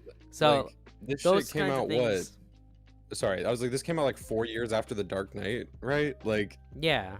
it was cool. It was long cool at this point. That's why, like, and not to, again, we try not to go too deep into the future movies, but that's why I do like Tom Holland's Peter Parker, because he's not a nerd. He's not uncool because he's a nerd, I think. He's uncool because he just doesn't have the, he's not like, what's the word? He's kind of like socially inept in a way, right? Like, he's not like, he seems a little more introverted when he's in school versus when he's Spider-Man. Yeah, he's a very nervous person, but there's never this instance like where he's not. There's no instance where he's disliked. Yeah, know? the only person who really dislikes him and picks on him is Flash, but Flash is in the science club. Feel like it's sincere dislike, you know? Yeah, like they're he doesn't hate him. exactly. They're in the same fucking debate club, so it's not as if. Yeah, it's so much different. So But like that shit, that's we're a good way. getting off, fuck. Yeah. We'll get to that in the future. But yeah, Oh, so sorry, Amazing we keep Spider-Man doing 1, the Lizard. I hate the shit. way he looks. I hate Dog the shit. flat face. I hate the Goomba face that he fucking has. Like, holy Terrible. shit, he looks so bad. And dude, the way he does the worst trope ever, where he's just like, I'm crazy, everyone's gonna be a lizard now. It's like, okay, thanks, man. I'm glad. That's a deeply annoying trait of that movie, especially because like Rhys Ifans is a really good actor who doesn't get a lot of good stuff to do. But in that movie, the first bit of it, he feels kind of real. you're like, okay, this dude's like really like devastated at the loss of his arm. It's really impacted his life. Like he wants that to be fixed. That makes perfect sense. Great Have a motivation. good walk. I don't know what to call this person for short. CT Dorito legs. That's what I'll call them. CT. Because they're cheesy thick Dorito legs. That's a long name. That's how the legs stay so thick. They got to go on walks. True. I respect it. What was it? The lizard looks like some creature I saw in a 3D hentai. Okay. Okay. Well, all right, pal. You know what? I respect anyone who's willing to be that shameless about watching 3D hentai. I don't even know how that would work. Don't elaborate. That's not an invite. Please don't explain to me what 3D hentai is. I'm okay being in the dark on this one. But yeah, the lizard is like just not good. No, I'm so flabbergasted because the first time I watched this, I do think I thought it was just kind of like eh. And the longer it's gone, the more time that's passed, I guess. The biggest thing that really sticks out to me that I feel like it kind of gets blown past is that the whole movie after Ben gets killed, Spider-Man's trying to murder a person, but he's doing it like completely not caring about who might get in the way. Like it seems like he's just gonna go out and murk everybody ever. Yeah, like he's hyper But it's focused played on lightly, revenge. which is weird. Like it's played kind of jokey, but it's the same very like overly aggressive revenge as the Raimi movies, but the Raimi movies play that so straight. Like he's genuinely unhinged when he's going after Ben's killer, but in this he's like being all like, haha, oh well, I guess you didn't kill my uncle, lol. And it's just weird. It feels odd. Like I do like the way he plays with the villain, but the fact it doesn't mash well with how focused he is. And also, this is like kind of like, I guess, nitpicky, but the fact that he's only going based off, does this guy have a black star tattoo or not? Like, what if he finds someone with a black star tattoo that kind of looks like the guy, but isn't quite the guy, and he just takes out the wrong dude? Yeah, like he just, and it, I think the other part of it that frustrates me is that he only seems to be fighting crime. And I know this is like, you could argue it's a movie thing where they're only focusing on one thing or the other, but it feels like he's exclusively fighting crime to find this guy. Oh no, I think that's the intent. I think that was the intent. Which it just feels wrong though. Like I can't help it. It just feels weird. Like it's not like he's explicitly. I don't know. I feel like I'm not explaining this very well because it's like on the one hand it feels like he's exclusively on this revenge mission, but that revenge mission is portrayed as him doing some standard crime fighting, and the tone. I think that's my big issue is the tone match isn't there. I don't think it's intended to be interpreted. I think that I think the intent is that he is only going after people that fit that description, and he's not caring about the other aspects of fighting crime. Like he's not fighting crime because he thinks it's right to fight crime at this moment in the movie. He's fighting crime for revenge, and that's the wrong way to go about it. I think that's what actually makes the scene where he saves the kid in that highway accident so much better, because that is the moment where he decides, okay, I need to like not be focused on Uncle Ben's killer. I need to actually start doing the right thing. I think so. Right. I think it is intentional that, oh, it seems like he's only going after people. I think he is. I think that's actually the intent. Even if you disagree with that, even if you disagree with that idea for Spider-Man, I think that is the intent, and I think with the intent in mind, they do a good enough job of it. But yeah, I don't like that portrayal of Peter either, like of Spider-Man. Well, so I think I did fuck up my explanation because I agree with you totally that that's what that is going for. I think the issue I have with it is more that the tone of it is too light. Yes. So it feels like it's a regular Spider-Man fighting crime montage, which hasn't really happened at that point. He's done like a little bit, but that really breaks the tone a bit where it feels too light for how serious it is. No, yeah, like, I get he's that. like, oh, don't be robbing cars, man, haha. Like it feels like as soon as he realizes it's not them, he should be off to the next person. Yeah. And I think that it just feels a little bit like clunky. I will say that Amazing Spider-Man does have a wonderful Stan Lee cameo. Oh yeah, during the fight in the school. Fight scene is adorable. I love that. It's maybe a little played out, but I like it a lot. I think it's extremely fun.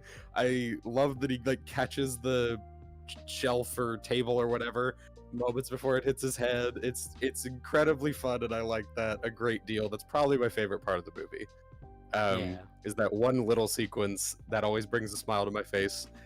Literally, I'm not exaggerating. Everything else I can kind of take or leave. I would honestly put this in a pretty low D. What'll where are help me you agree with? feeling? I was thinking C, but I can agree with D. Okay, because I'm like, I think without another movie on this list, it would probably be an F. Ooh, interesting. But there's an F. And That it's the Amazing Spider-Man 2. Okay, awesome. Okay, I'm cool with that. It's the easiest F ever. Okay, but before we go on to that, I will say I want to point out another really terrible scene from Amazing Spider-Man 1. That scene. So they tried to do the New York comes together to help Spider-Man scene. Oh my fucking no! And the way they do it in a city with tall buildings where the webs can attach to anywhere, the construction guys are like, "Yo guys, we gotta help Spider-Man get to the wherever the hell the building is. Put the fucking cranes together, dog." Oh, of course. It's not like Spider-Man could just swing from the buildings. Let's put cranes in the way. The most retarded thing I could ever think of. It's so funny. It is terrible. Don't get me wrong. It's very, very bad. Because I think like the argument they have from that scene, I think the way you can try to say it is that like his route to that building wasn't super clean. And he was injured. So getting there would be kind of difficult. With that said, incredibly silly. Very dumb. Like it's a thing where I'm like, okay, so it felt like they thought of that idea and wrote backwards. That's sort of where I think it breaks, is that it's like, all right, we have to have him for some reason in the one spot in New York where he can't quickly get somewhere, and he also has to be injured, so him like launching himself off or just swinging slightly lower is like more dangerous. But like they really do keep trying to recreate that New York comes together scene for that, and man, does Spider-Man 3 not land. Does Spider-Man 3 even bother to have a New York comes together scene? I don't think that one does. No, because I think he's too much of an asshole. Right. He's ruined his rep. I think he's too busy being a fucking prick for most of the movie that there's no reason for people to back him. Man. No, you mess with one of us, you mess with all of us scene. Damn. That one's a classic. I think part of the reason I give that one a pass is because it was literally so soon after 9/11. No, I love it. And the idea was like that. I know that sounds so silly, but it was just meant to be like this little positive thing of like. I think that's 1,000%. I think that's 1,000% the intent, because like it was so close to 9. I don't know if you've ever seen it. The original teaser for Spider-Man 1 actually had Spider-Man webbing up the villains between the Twin Towers, which is an awesome teaser, by the way. There's part of me, and it's a thing. I say this 100% understanding why they changed it, but the fact that shows that there was some kind of action scene involving the Twin Towers, there's this little part of me that wishes they'd left it. Like, I totally get why they didn't. It makes perfect sense. It was almost definitely the right call. But there's this part of me that thought it would have been kind of nice to have that as a goodbye, but it's obviously way too raw, so you can't. So it's understandable, of course, but there's this little part of me that's like, damn, it would have been so cool to get to see that and have it kind of like immortalized in a movie that's a superhero so associated with that city, to have that kind of immortalization of such a tragedy.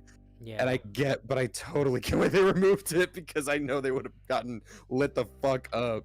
Yeah, like in hindsight of like the legacy of that first Spider-Man movie, I think people, if they had the hindsight, they probably would be okay with the Twin Towers being there. But at the time, it would have been like, you put the Twin Towers in your comic book movie after what just happened. Like, it's like a totally different look. It would have felt tasteless as hell. Yeah. Mike, I have to leave, but I will say in the MCU series, he really likes to take off his mask despite being a hero with a secret identity. I guess the studio likes that effect a lot. Well, we'll see if there's any scenes where he takes his mask off in front of people who would notice, and then that can be criticized. Because I don't care if a superhero takes off their mask when nobody's around. I was gonna say, I think that all of these are guilty of that at least a little bit. Yeah. I mean, because you got to get the actor in there. Like, you gotta realistically, get that face. Realistically, should Tobey Maguire, after fighting Sandman, pull off his mask to get the sand out, there could be someone literally to the next building looking up at the top and being like, holy shit, holy shit, that's Peter Parker. Well, they wouldn't know it's Peter Parker, but they would be like, that's Spider-Man. Then it's his face. Like, realistically, yeah, you should never do that, but you gotta do that. Plus, that's a funny scene. Yeah. That's true. It is. That's what's more important. Is so much sand in that boot. Damn. But anyway, Spider-Man 2. Popping off still breaks my brain. For the longest time, I was like, yeah, it's all one piece, and then he takes the boot off, and I was like, wait, what the fuck? What? No. Still breaks me. I think it depends on the costume. I think Tom Holland's costume is all one piece, except for the mask. Well, it's also fake. But yeah, it's also fake. Is a problem we'll talk Well, there's about. a real version, but yeah. Oh yeah. So Amazing Spider-Man 2. I want to hear your positive opinions of this movie because I bet all of my agree with some positive them. opinions are super subjective. Okay. I got you. One of them is a very spicy take that I don't think you'll agree with. All right. So first, Okay. I'll go through the ones that is pretty agreeable. Best Spider-Man costume. Yep. Hands down. Well, until the ending of No Way Home, like the very ending of No Way Home. But best Spider-Man costume. Like, period. I love the big white eyes. Like, the spider on the chest looks great. Like, everything about it. When I saw the first web swinging scene with this, I was like, holy shit, that is comic accurate Spider-Man right there. Amazing costume. Oh, I didn't talk about the costume from the Amazing Spider-Man, the first one. I like it. Doug. Really? I do like it, but I definitely don't like it as much as the classic. But I do like things about it. Chance. But I hate that costume. I used to hate the costume, but it's gone on me over a long time. But Electro's theme was banger. Electro's theme is not banger, but we're not going into negatives yet. Oh my god. It's off. I like the Mario line. I do like He hates me. That's a classic. He hates me. He hates me. Oh my god, cringe. I do like Paul Giamatti as the Rhino, and they definitely took away a good chance for a good Rhino. I like, Andrew Garfield does a great job. We didn't really talk about Gwen Stacy as played by Emma Stone. She does a great job, I think, and their chemistry is pretty good in my opinion. I actually do like the way Green Goblin looks in this movie. That's got to be the spicy one. That's the spiciest take I have, and I'm not gonna bother arguing with anyone that dislikes it. I totally get why other people don't like it. It does look I think it looks terrible, but I like that it looks terrible. Like, because I feel like that wouldn't have ended up being his final look if there was a third movie. I feel like they would have done things with it. I just think, like, overall, I do like the costume. Yo, what's up, Brandon? Green Goblin in this movie sucked? Oh, for sure. I'm just talking about the costume. I do like the way Electro looks. I've always liked the blue Electro look. Really? Yeah, I think the blue.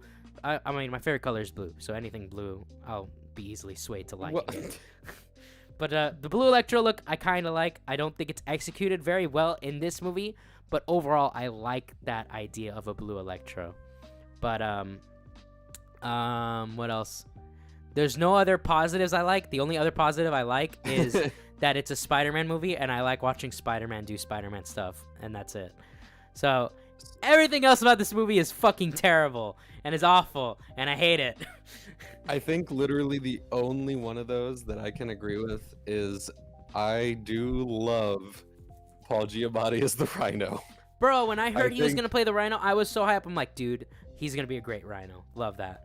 He is hilarious. Like, he is absolutely, like, Saturday morning cartoon goofy shit. Yeah. Which is, I think, part of what breaks this movie is that it starts off... Okay, so my favorite thing about this ever is that when I went to go see this, I saw this in theaters. I think it was like a second run theater. I didn't see it right away. is that it starts off with the scene of his parents in the plane, and they like oh my god, fight the pilot who killed the other pilot, and they're uploading something to a flash drive or whatever. I don't know. I went into the theater and I genuinely walked out and checked the sign because I truly and honestly thought I had entered the wrong room. And I know that's like that's probably a common thing, but I legitimately had to leave because I thought I was wrong. I was like, fuck, did I walk into some like spy movie? What is this? Yeah. And then I walk back in and I see like, okay, no, this is it. You walk in and then it's just like, or whatever the hell the theme is, and in comes Spider-Man swinging in to save the day. And I'm like, what the fuck was that? Why did that happen? Also, it never like, matters. why the hell would you go if you know you're being hunted by people? Why would you go on a private jet? Why wouldn't you go on a public flight where everyone can see if you're gonna get killed? It's at least a little harder to get privately murked. No, fuck, man. This movie's like the thing I'll say. So as much as I will shit on this all day until I'm blue in the face, I think I could go through the entire thing point by point and talk about why I think every decision in this is bad. I do own it on Blu-ray because despite me hating it, visually, it is very funny.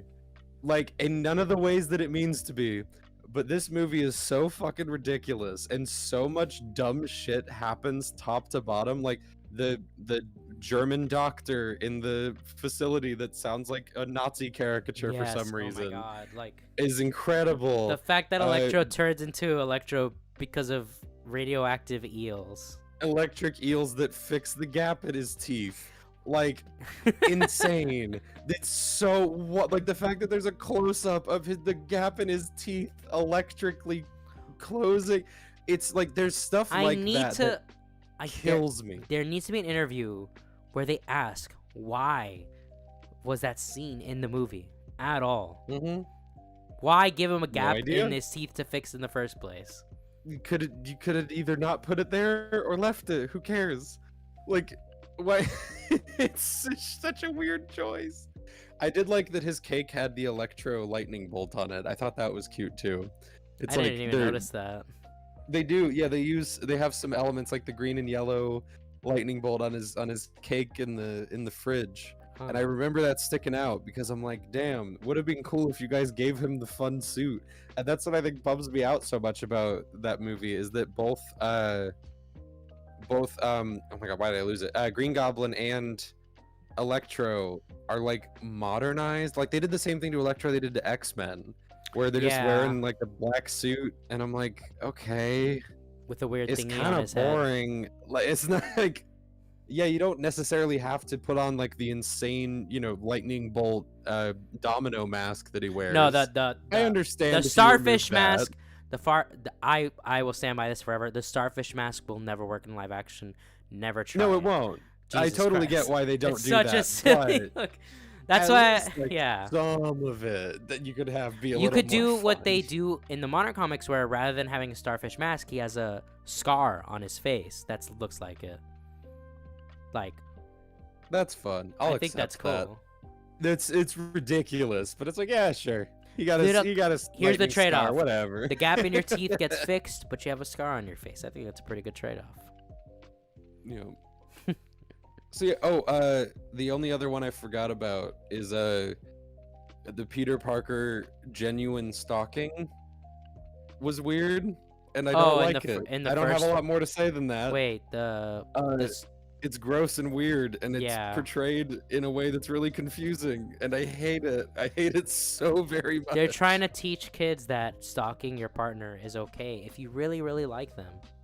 It's how you get them back, in fact. Dude, it's a sign of devotion. Oh my god. And then there's Gwen Stacy. I know we didn't talk about her much. I know that she's like such an important part of the movies, but I don't know. I think the romance element of all of these movies is frequently the worst part. You think so? I think the chemistry. I think their chemistry is really good. I like their chemistry is good, but the romance is flat. I think it's okay. That's fair. It's awkward. Like the first movie, it's kind of rushed, In the second movie, it's needlessly like, will they, won't they? I think it's fine, but it's kind of the same in the first three too, where it's like, yeah, Mary Jane is incredibly important, but it's not the first thing that comes to my mind ever is any of the romance stuff. I will Because say, it's just, it's fine. yeah, It's okay. I'll say 3 things about her death. 1, there's no reason she should have been there. 2, Yep. the web hand is very weird and cringe. I hate it. But her I hate actual that. but her actual death is pretty good. Like the moment she hits the ground and he's there like mourning her death, I think that's actually really good. Like his acting there takes over the rest of that scene. Like when I was watching in Andrew theaters, Garfield brought it. I was like, I saw the web turn into hand, I was like, huh? But then by the time Andrew Garfield was there over the body, I was like, all right, I like totally forgot about the hand thing, and I was like, damn, this is actually really emotional. No, yeah, he sells that shit a lot because I think that his thud performance there alone carries. That thud is so fucking like, bro, like It's kind of in visceral, yeah. in the theater it hit so loud. I was like, oh Jesus Christ, they actually did it.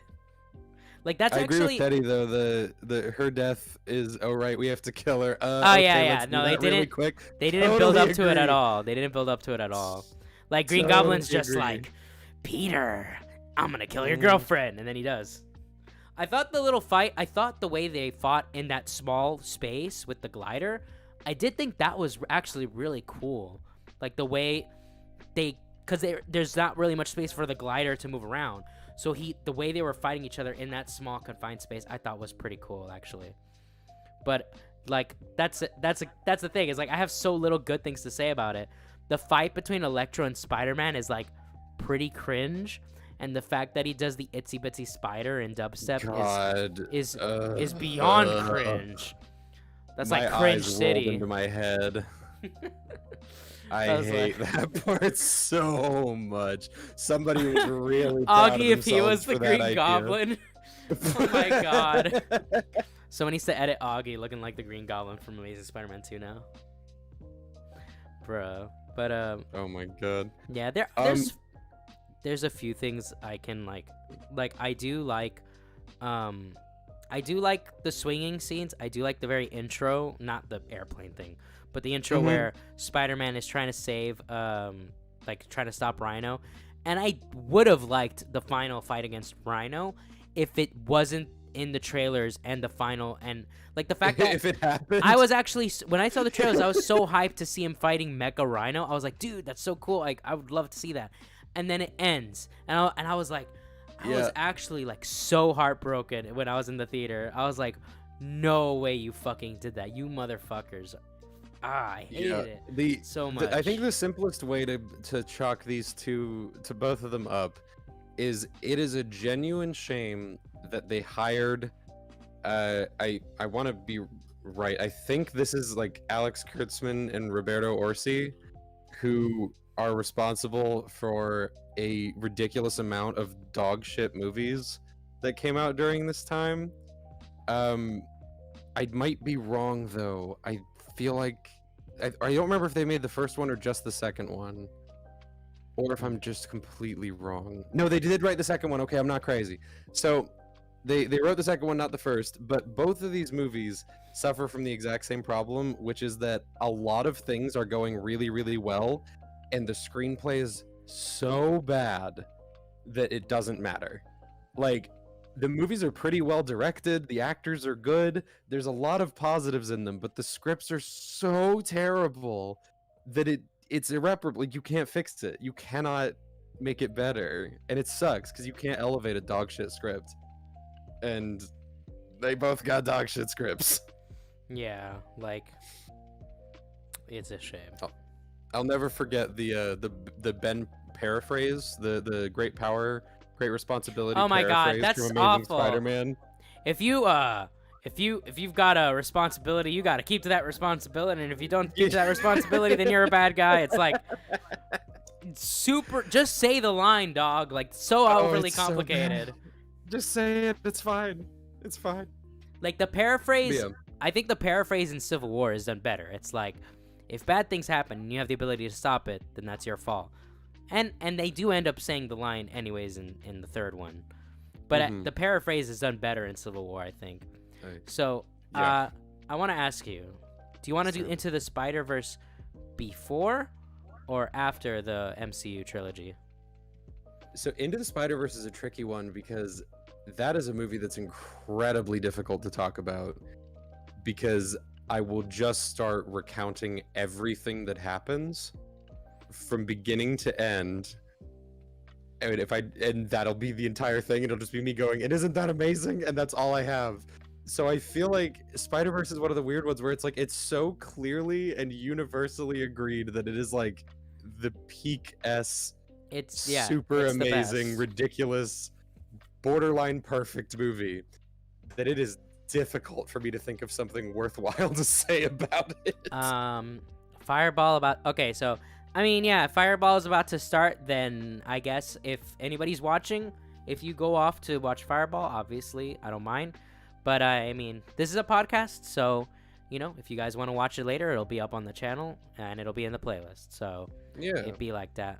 We'll save Into the Spider-Verse last because Yeah. I'm sure we could gush about that till the cows come Yeah, home. I was gonna say I'll just ramble about it for an eternity. So All right, so we can go Spider-Man. to the MCU ones. So I feel like I'm gonna be like I'm a huge defender of MCU Spider-Man movies.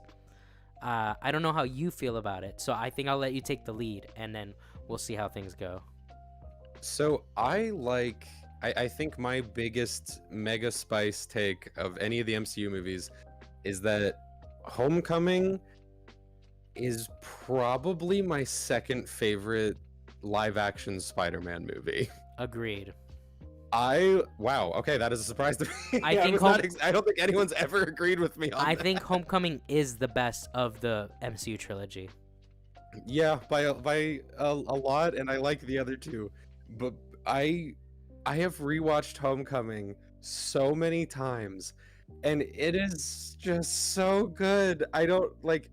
I keep trying to find. There's like little problems here and there for sure, but like as far as the wider MCU thing goes, it being just Iron Man and Happy, and they integrate really, really well. Right. And oh my god, Michael Keaton as the Vulture is Perfect. unreal, and I'm So kind of good. annoyed they haven't brought him back other than in Morbius. Oh my god, they ruined him in Morbius. They just They ruined him in Morbius. Oh god, but he like that movie has this charm to it to where I genuinely think if they had made that movie with no setup or follow-up on either end, it would still be fantastic. Like, I genuinely do not think you need much additional context for that movie to work as well as it does. Yeah, it's like perfect on its own. It's so good. It's think just a wonderful action comedy, and I love it. I think what they do with, like, one of the biggest complaints people say about this movie is, oh, he's just Iron Man Jr. I really, really hate that criticism of Spider-Man, because the fact of the matter is that, yeah, Iron Man helps him one time, but at the end, he's the one who takes down Vulture on his own, risking, like, the context is he's the youngest of any of the Spider-Man we've seen so far. He's 15 years old. He's sacrificing a date with the girl who's the love of his life by context of a high schooler who thinks that, oh, I like this girl. Right? But for him, right, in his shoes, this is like, oh, I love this girl. I want to be with this girl. And now he's got to sacrifice that to do the right thing. Like, that speaks so much for his character. That scene between him and Iron Man where he's like, you're not even here, and Iron Man pops out, incredible scene between them. And Iron Man says the perfect thing where he's like, if you're nothing without the suit, you don't deserve the suit. And that's the other thing. He doesn't take down Vulture with any special gadgets. He takes down the Vulture with the bare bones gadgets that he's got, that he's made himself. And his shitty little hoodie suit, which I love. I think I'm sort of bummed that we didn't get the hoodie suit for more of the movie, because I think it's awesome. I think it's I love that homemade suit. It's so good because it actually looks homemade. Like, as much as obviously I love the Raimi movies, it is a joke to think that a dude who's mainly working as a photographer and college student can make that shit. Ridiculous. It's a great suit. I don't care. It doesn't ruin anything at all. But it's cool that, like, for the high school version, he gets a blue like track pants, and they even show us in his like chemistry class. He's like making the webbing with like the shit he has in his school. Like, It's crazy. So they even do showing how smart he is in like a subtle way. Like you don't have to have Spider-Man here with a board explaining, well, if you put these two chemicals together, then you create this, and then you don't need to do all that. You just need to show us subtle, small things to show how smart he is. And yeah, like save the technobabble. And I people don't care. people say like, oh, this Spider-Man is too selfish. Again, he's like 15, dude. Like even the most like selfless 15-year-old is still gonna be a little selfish. Like it's just, and one of the most crazy complaints I ever heard. I remember there was a debate between Mahler and Rags against I think it was Nerdrotic, I think, and some other guy. And so Mahler and Rags were on the side that the MCU Spider-Man, the Homecoming, is an amazing movie, and the other team was like, it's bad because it's not like the comics. And one of them complained that, oh, there's a scene where he cries, and Mahler's like, you mean the scene where he's trapped under the rubble and thinks he's gonna die? What and a he's pussy! Yeah. Wow, fucking pussy. And then one of them pointed out, one of them pointed out like Mahler or Rags pointed out, wait, but Tobey Maguire's Spider-Man cries, and he's like, yeah, but he cries for real things. It's like, look, Tobey Maguire's, first of all, he has a funny crying face. Second of all, he cries because of Mary Jane usually, or well, for Uncle Ben that was a serious matter, but he cried for like Mary Jane, like him crying. I'm not laughing at that, but compare that to you're 15. You think you're gonna die alone, not being able to save your friends and family. Like, that's like a crazy, horrifying. Yeah. And it gives us the awesome opportunity where they did that classic half Peter Parker, half Spider-Man look, which is always a cool thing to see. Like, and then I will say I think that's my only big negative about this movie is that they play the audio clip of Tony Stark saying, if you're nothing without the suit, you shouldn't have it again. I'm like, no, I got it. Yeah. I got it. Like, that was my only area where I was a little annoyed, is I'm like, oh, come on. But the thing is, it goes so fast that you immediately are like, it's like, okay, well, it motivates him. And then once he starts talking to himself, it's saying like, come on, Peter, come on, Spider-Man, and he pushes, you're like, yeah, like, get out of there. Like, and it makes sense. It's like, so it's not the end of the world, but and it makes sense. He's like, I don't believe in Peter Parker, but maybe I can believe in Spider-Man. And he just gets that energy, pushes up, and it's like hype as fuck. Also, someone pointed out in chat, the car scene in Homecoming was genuinely great. What an amazing scene! That whole car ride between Vulture and Spider-Man, like, dude, that twist, I gotta say, this is so funny to me because it's like, it feels weird to describe it this way, but the fact that they had a character named Liz, who obviously for comic people they think of Liz Allen. They had a character named Liz who is mixed race, and I only say that because you don't really think about it at all the entire movie. She doesn't. You're like, yeah, whatever. So there's never a time though where you're actively thinking about it. So the idea that Vulture could be her dad never crosses the mind. There's like that tether doesn't really exist, and it's a weird thing because I feel like it's a strange thing to point out, but it's like, no, literally, if not for that adds to the shock in a weird way where you're like, wait, what the fuck? How is she her dad? And then you're like, wait, duh. That's obviously possible, but just for that brief moment. I haven't watched a movie in a while, but I wonder if there's a scene where she mentions, like really quick, that her dad works in construction. Because if she does, then that even makes the twist better. Because if there's no hint at all, I feel like for twists, you need something to hint at it, where in hindsight, when you rewatch it, you can be like, now I see it. So I do wonder if there's like a line from her where she's like, oh yeah, my dad works in construction, or something along those lines that makes it. We do know that the Vulture has a family. So that's one piece of the puzzle, right? So if there is a scene where she does mention that, then that's enough to be like, okay, that's the puzzle piece that we need to be like, oh, that makes total sense. Like, I think I love that twist so much, because when he opened that door, my jaw dropped. I was like, I know, no fucking way. I'm pretty sure that she does talk about him at least briefly. Yeah. I don't remember exactly what she says, but she definitely brings him up. But there's something amazing about that scene too, because for a minute, I think part of what really makes it work is that you're very much in Peter's shoes, where my brain was going like, oh, holy fuck, the Vulture's here. He found Liz. because that's sort of what your brain jumps to is like, Yeah. oh shit, he opened the door and there's a surprise villain, and then he's just super nice, and you're like, wait, fuck, oh no, it's his dad, or it's her dad, and it's so, and the fact that the whole car ride, like, Liz just quietly ends up talking about something that makes total sense. Like he brings up like, oh yeah, how was the decathlon? You know, how I heard you guys did good. Normal question to ask. And then her being like, oh no, you vanished for a bit.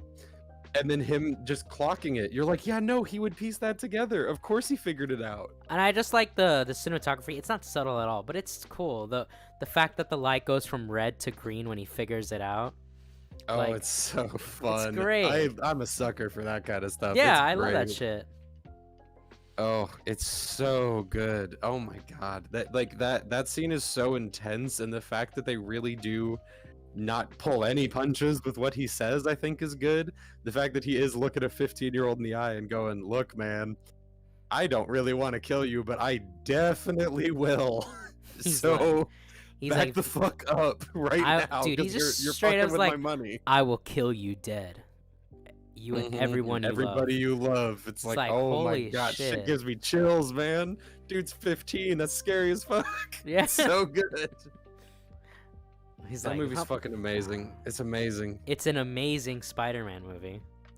I love it. I love it. I think there was a long period where I like had this quiet like, nah, I can't. I don't know. Maybe I'm overhyping it. Maybe I'm too excited. No, I think I adore it. I think it's fantastic. I think it's S tier. I think it's S tier. I agree completely. It's so good. It's All right. so good. Like, just everything about it. And the soundtrack is Oh. like, it's like, the soundtrack's probably the one thing that I would say is kind of mid. There's nothing that really stands out to me other than the way they do use the Spider-Man theme, the classic one. But other than that, Mhm. oh, and I also like the use of Blitzkrieg Bob. That's fun. Yeah, the licensed music in it is really good. The score is fine. Yeah, it's not incredible. It's not awful. It's okay. But Yeah. it's not bad enough to ruin anything, which is Yeah, of arguably more course. important. No, yeah, It's like, pretty. I and, can't like, think of Michael any Giacchino's big talented, flaws. but it's just one of his less strong scores. Yeah, Michael Giacchino is he's either mid or amazing, and there's like no really, he's never bad. So That's because like true. obviously his work in I believe it was Ratatouille he worked on, and his work on and the Batman speak for themselves. But you know, then he's got movies like this where it's like, I mean, it's there, it's music. Mhm. There's some parts where like it does the comedy plucks. You know what I'm talking about? Yeah. Like, where it's like boom, boom, boom, boom, boom, boom, and I'm like, fuck, I get it. It's funny. Leave me alone. Like, please don't do this. Like, I hate that Yeah. you're doing this right now. But yeah, and also the design of the Vulture, terrifying. When he first Yeah, shows really up, good. he's actually scary. It's really good. That is like, I think maybe my favorite instance of really great modernization of a character. Because yeah, obviously you can't put him in a green suit with wings and he just flies. Like, yeah, it would look kind of ridiculous. That's something I'll give big credit to the MCU. For the most part, there's times where it's not great, but for the most part, the MCU does do a good job of modernizing costumes. Yeah, like the Vulture suit, the fact that he's wearing like, you know, it's like a bomber jacket and it's got that kind of like flight suit energy, which obviously it literally is, but it looks like he's about to pilot a jet. But the fact that you get the green lights in the eyes and you get some of the subtle stuff, it just looks so sharp. And it looks, like you said, it looks fucking scary. Like, that shit actually looks kind of terrifying. Mike, I love it. congratulations on getting Zaptai. Well, thank you. Hell yeah. Based. No, yeah, like Movie fucking slaps. it's a great movie. I just love it. I love everything about it. I love the inclusion of Iron Man. I love Happy is great. Happy is so much fun. The way he doesn't That's give true. up. No, yeah, Happy's underappreciated in those three. I like him so much. He's kind of underappreciated in general in the MCU because he was really good in Iron Man 1 and 2 as well. I don't remember him much in 3, but in 1 and 2 he's really good. And I think in the Spider-Man movies in general, Happy really gets his chance to shine. Like, I think he just gets better each even though the quality changes between the Spider-Man movies, I think Happy gets better each Spider-Man movie actually. But I guess we'll get talking about Far From Home. So Yes. There are So things I do like a lot about this movie. Mysterio was one of my favorite Spider-Man villains growing up, and I was actually like, dude, with the technology we have now, it's a perfect time for Mysterio to be a villain. Like the shit that you can do with Mysterio, and that scene where Mysterio throws Spider-Man into that like crazy trip is incredible. I love that scene. It's probably my favorite scene in the entire movie. So I do love that Mysterio is in the movie. his usage is so great too. Like the Yes. fact that the villain literally uses CGI. Yeah, Like, it's great. His main trait is literal CGI. Like he's a complete huckster pretending something dramatic is happening. There's like a nice little lampshade there, but they never point it out, which I appreciate so much. There's never a joke of like, man, nothing's ever real these days. Like there's Yeah, I they don't I do was that. Would have been expecting such an easy joke to make, but it so doesn't glad they didn't happen, do it. and I was so glad it doesn't happen.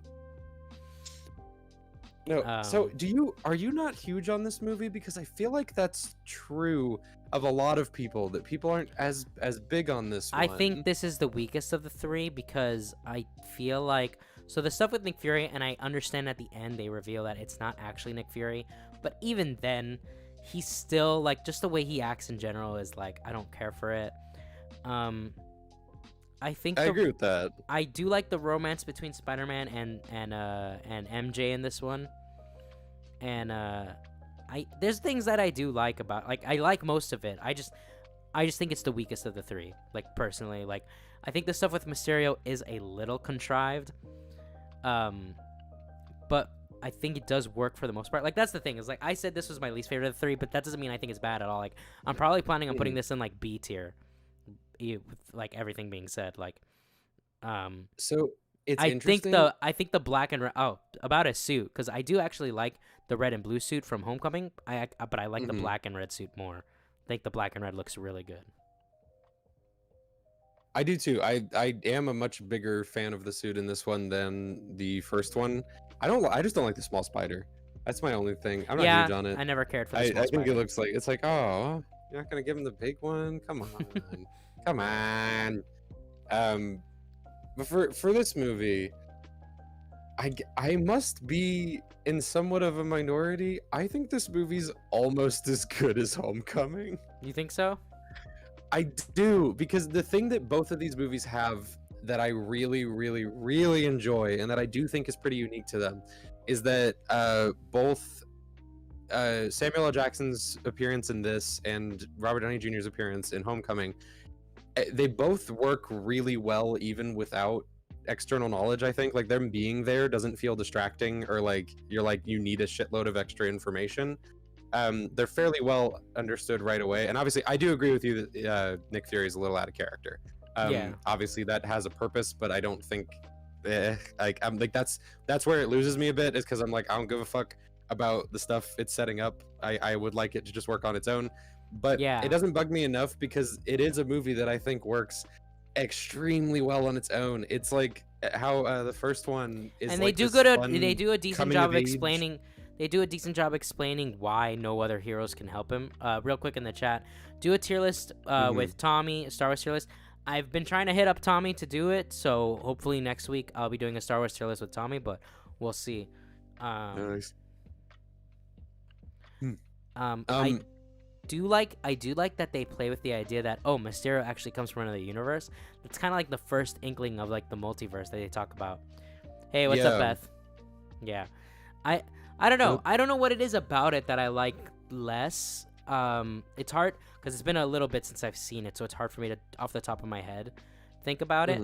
The him losing his spider sense not working properly, I think is a little contrived. I don't think it's as contrived as some people, because some people are like, oh, it's totally contrived. I don't think it's as contrived, because with Spider-Man, so in Spider-Man 2 they kind of do the same thing where he's losing his powers, but in Spider-Man 2 they directly explain it. With Far From Home, I can explain it. I can be like, well, he just came from being dead,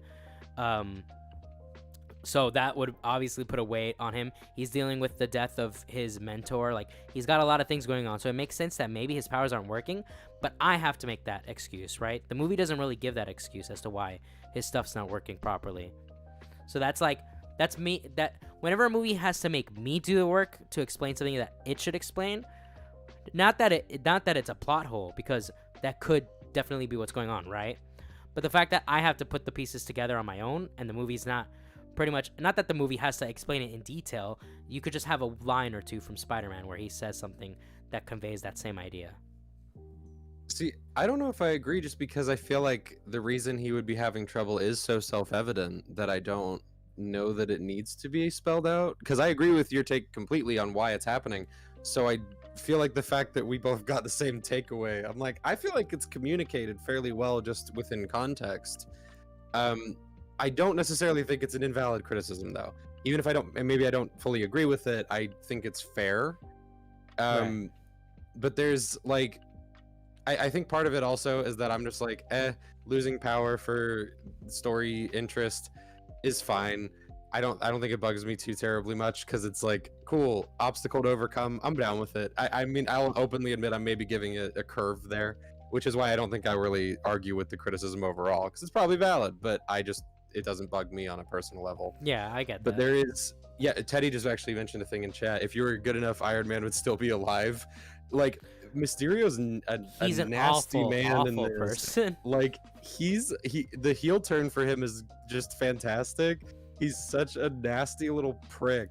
Although I think the one complaint I will have is the way that he monologues is pretty cliche and not, like, I think it could have been done in a better way. I think it's a little too on the nose, the way he is like, Spider-Man's gone. Here is my entire exposition of my plan explained to you in detail. And it's like, I don't think it's done smooth enough. You're not wrong. That scene's so corny that I can't help but love it, though. Like, I have a grin on my face that whole time, because the fact that they're all just like partying, and they cut, like, the fact that the fucking box of scraps guy came back for, yeah, like, that was good. I like that. There's little stuff like that that's tied in so nicely, and I just can't help but love his, like, just going megalomaniacal immediately after being so reserved. Right. And I think it adds an extra layer too, where I initially wasn't huge on his performance. I thought it was fine at first, but I was like, he feels like he's trying to be all mysterious, and it feels kind of forced. And then it turns out it's because it is. So it works immediately for me. I'm like, no, yeah, it's because he's a fucking crazy asshole, and he's trying to pretend he's not a crazy asshole. So I think it connects super well. But there's something about it just being like, the last one was like a coming of age action comedy, and this is like a vacation action comedy, and I just like that they keep adding those little, like, using kind of not super common, not obviously not that they've never been used ever, but they're less common now. But I like that they keep taking things that were very common or very popular and mixing them in with Spider-Man shit, and it's specifically stuff that tends to be aimed towards younger people. I'm like, I think it's fun that they put him in, like, what if he had to go to Europe? Yeah. And, like, just the little, like, what if questions. I think they're delightful. And this is another one that I think works so well on its own that I can't help but really like it. I find it so charming. I don't know. I will say, it's fantastic. I really do. Another thing I want to point out that's not really serious to the plot, but I do like the Night Monkey costume. I'm a sucker for new Spider-Man costumes. So anytime we get extra costumes, I'm all for that. So I do like the stealth suit that's in this movie. I do like it. Mm-hmm. I'm a huge sucker for this movie, but it is definitely a thing. I'm realizing as soon as you threw your criticisms out, I'm like, I can't really argue with them. I'm thinking you're not entirely wrong. They just didn't bug me. I think I was gonna put it in B, but considering how much you like it, would A be more fair? I will accept B, because I think I can admit that some of it is just like not rooted in reality, intense personal bias. Right.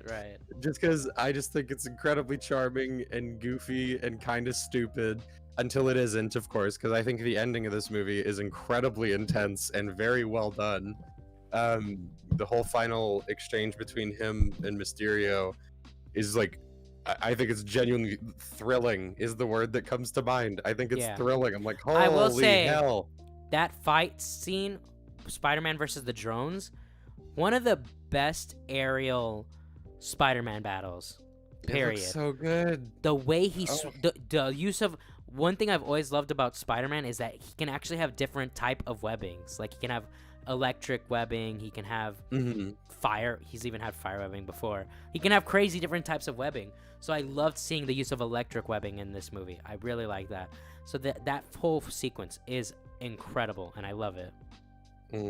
I will. My only thing I'll say for this takeaway is I do hope you rewatch it at some point. I think maybe you will like it less. I don't know.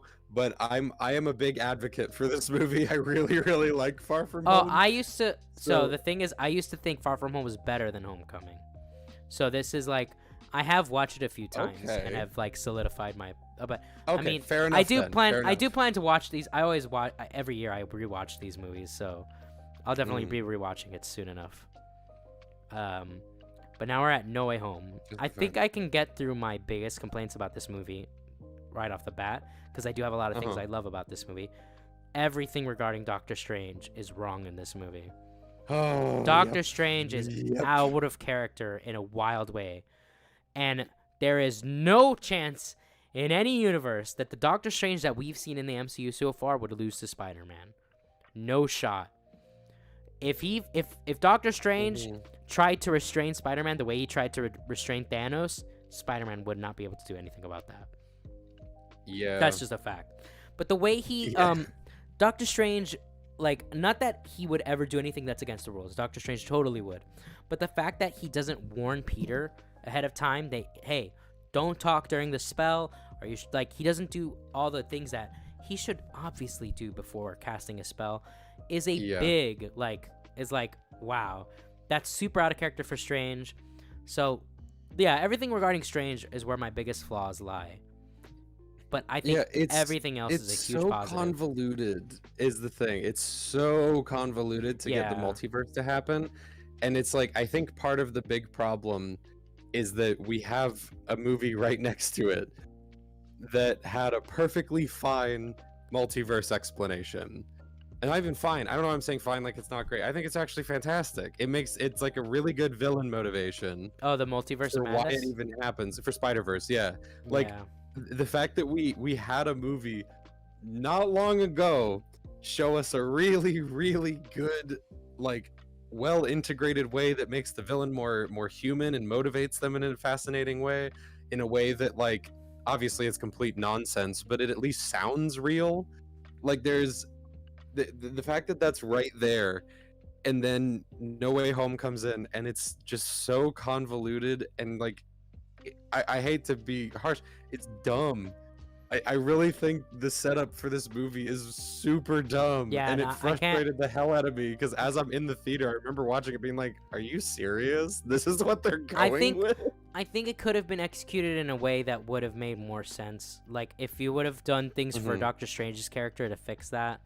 If you could have had Doctor Strange warn Peter ahead of time, but then it's like, how does Doctor Strange mess it up? Well, the excuse could have been, and unfortunately this would have to rely on outside source, that what happened in Loki affected the spell.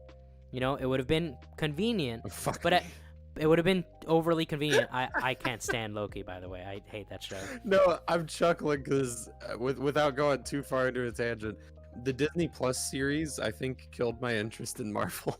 It kind of destroyed my ability to keep Disney up. Plus, literally the only one that I kind of liked was Moon Knight, and I didn't even finish it, but I kind of liked what I saw of it. That's the faintest praise. The only show I sort of liked was Moon Knight, an 8-episode show that I didn't finish. I saw 7 episodes, and I never ended up seeing the 8th episode. Not because I didn't want to, but I just haven't. Oh, that's so funny. Hawkeye, I only saw the last episode because I wanted to see Kingpin.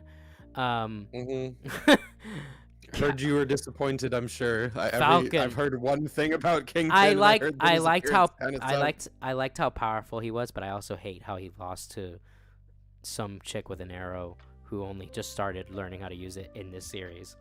If he would have lost to Hawkeye, I would have been cool with that. I've been like, yeah.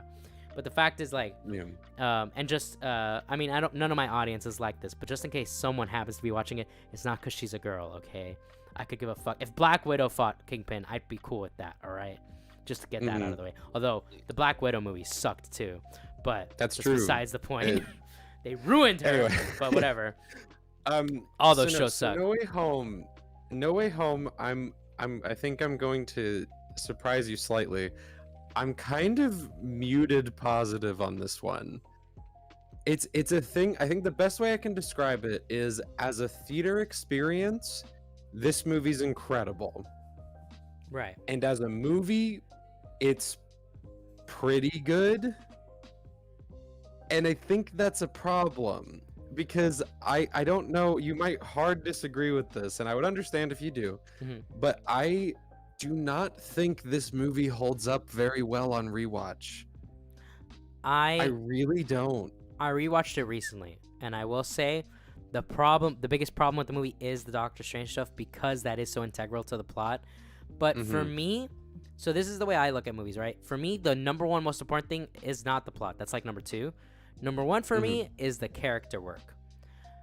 So if your movie has really, really good character work, but a shitty plot, I can overlook the shitty plot. So a good example of that would be the recent Suicide Squad movie. I think the plot is kind of nonsensical and not really good at all. Yeah. But the things they do with the character are really, really good. A lot of the character moments are fantastic. So that literally saves the movie for me. So that's how I feel about No Way Home, where, yes, Doctor Strange is the biggest flaw when it comes to character stuff, but I think the way Tom Holland, the way they do his character, but the stuff they do with Aunt May, we haven't even talked about Aunt May in this universe, and that's because they really didn't give her much to do until this movie. I was gonna say the same. I was like, yeah, she didn't really have a ton to be talked about. She's fun, but she is fun. But but what she does, her stuff in this movie is really good. I love the way they portray most of, because they don't really do much with Sandman or Lizard, but the way they do portray all of the other villains and the way they portray the other Spider-Men, I think, and I rewatched the movie recently, I think it's really solid work. Like, the way Doc Ock acts, I feel like fits really well. Like, he's more crazy than he was in Spider-Man 2, but you also have to, it's also taking place at the, like, this is Doc Ock pulled from the end of Spider-Man 2. So he was already at his craziest at the end of Spider-Man 2. So now him going crazy is being prolonged now at this point. So I think that makes up for it. The way they use Green Goblin, I think, is phenomenal. Like, the fight, agree, in the building between the two of them, when he's just laughing while getting punched in the face, so crazy and good. No joke. As I was saying that I don't think the movie holds up that well on rewatch, I did immediately then think of how incredibly good the scene is where Peter starts looking around. Oh, yeah. And he's like, as soon as that happens, where he's like, fuck, what? Hold on. Something's wrong. Is so good because he's in a room of people that something could be wrong with. Yeah, and he doesn't know who to look at. Panic is actually, that is a big thing I'll say. I don't think we've specifically mentioned Tom Holland like as an actor in these. Oh, he's fantastic. So he's amazing. So good. I don't get any hatred for this man as Spider-Man at all. The people that hate him as Spider-Man literally only hate him because they have the Iron Man Jr. critique, which I think is invalid entirely, and because they love Tobey Maguire, which I love Tobey Maguire, but I can see that Tom Holland is a damn good Spider-Man and an amazing actor. He's fucking amazing. No, he's amazing, and he is like that scene in particular. Good lord, does he crush it. And yeah, no, the whole fight scene between him and Green Goblin through that room is amazing. There's part of me that admittedly thinks like the usage of Willem Dafoe as Green Goblin again, I can't help but giggle at it a little bit because it feels like Kevin Feige was like, all right, so fuck it, let's just bring him back, like, which I think is justified though. I think is totally fair. I think that is fair. Okay, so we got to do Green Goblin again. So who do we get? Well, let's just get him. Let's just bring Willem Dafoe back. What the fuck? Who's gonna be mad at that? And yeah, obviously, no one is gonna be mad at that. He's incredible, and I like how they kind of like modernized his design a little bit. I do like the new look. I like the scarf and shit. I think it's cool. Yeah, it's like I really do like the new look that he gets with the goggles and everything. I like I just like a lot of the shit they do. I love. We talked about it earlier. I love the fight. Love it to death. The fight between Doc Ock and Spider-Man. The fact that he uses the Iron Spider suit. By the way, awesome suit. Love that suit. Even though the comic one is way better, but still, really cool suit. And the fact that their arms start fighting, and then Doc Ock's like, "Looks like we've got some company." It's like, oh no, it's like, oh, you got some competition. It's like, it's so good. And then when the nanotech takes over the tentacles, I think that's like actually really creative use for the nanotech. Yeah, I agree. No, as soon as you started describing this scene, I did admittedly immediately go like, wait, no, fuck, that was really cool too. That was incredibly crafty and clever, which is my favorite thing in these movies, when problems are solved without him punching people a lot. And when he swings that car, and hits those water barrels, it's like, that's just good. That's just a fucking awesome scene.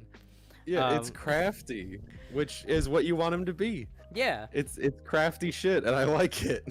I know I sound like I can't help it but sound just like, yeah, it's so fucking cool. Like, I don't have much deeper things to say than that. Yeah. I just think it's really Also, fucking cool. The Inside Out suit, it just kind of looks. I like it. I like the black and gold look. I think it kind of looks cool. It does look really. The integrated suit, I think Pardon me. is. You're good. The integrated suit, I think, is the best of the three, where it's his normal suit, but it has the big spider now. I think that's a really good look. The scene, all the stuff between the three Spider-Man is just gold material. I can't find anyone who complains about any of it. The I don't know if you saw, they re-released it in theaters with some extended scenes, and the biggest new scene was they extended the scene where they're talking on the Statue of Liberty. By the way, really? I hate that they put the shield on the Statue of Liberty. I hate that choice so much. I think it's so tacky. I wish they would have just made a new statue with Captain America. But no, they gotta ruin the beautiful Statue of Liberty. I hate that. It's kind of terrible. That has nothing to do with the plot, but I think it's so fucking terrible. It's just tacky, man. It's tacky. But no, as much as I was sort of like a little bit of a curmudgeon with the fact that it's very, like I said, it's very, very theater centric, and there's some stuff, there's a couple parts especially that feel very weird, like when Andrew Garfield Spider-Man comes through, that scene is really uncomfortable. Like, there's such a long pause, and I think it feels genuinely bizarre without the theater, because everyone's not going like, yeah, woo, like, when they super pop hype. out, like when they both first pop out, like specifically when Andrew Garfield pops out, because there's so much dead air for such a weirdly long stretch of time, because they're giving you the time to be able to flip out and be excited, and it's silent, so it's it's very, very weird. And there's a couple moments like that feel very like they feel paused so that they can have the theater reaction, which isn't a bad thing. Right, obviously you need to have those, but there's some that just are really egregious when you don't have that backdrop. Yeah, I guess I haven't watched the movie. Like, I've watched the movie many times with friends and in the theaters, but I've not watched the movie on my own. So maybe I'd never noticed how long that silence is. But maybe I'll watch it like on my own, alone, and see if I feel that. But like, it is kind of it's admittedly a minor thing, but it's a thing that it keeps sucking me out of the movie. So no, it's I can hard get for that. me I to think that's completely ignores the thing. I think that's a valid critique. Yeah, like that moment, I'm like, oh my god, he's here, and then it goes for a little too long, and you're like, okay, no, I'm already excited. They can start talking now. So, but in the theater, I'll admit that the pause was very well timed, because I didn't miss anything in the theater, and people were cheering like crazy. So I'm like, well, I mean, it worked for exactly what it is. But Like, I do think it loses a bit on rewatch for that reason, but it's still incredibly strong and very fun. Sure, I actually do like when the audience is into a movie and when they're cheering and all that stuff, but I don't like it when it then makes me not be able to hear whatever someone says next.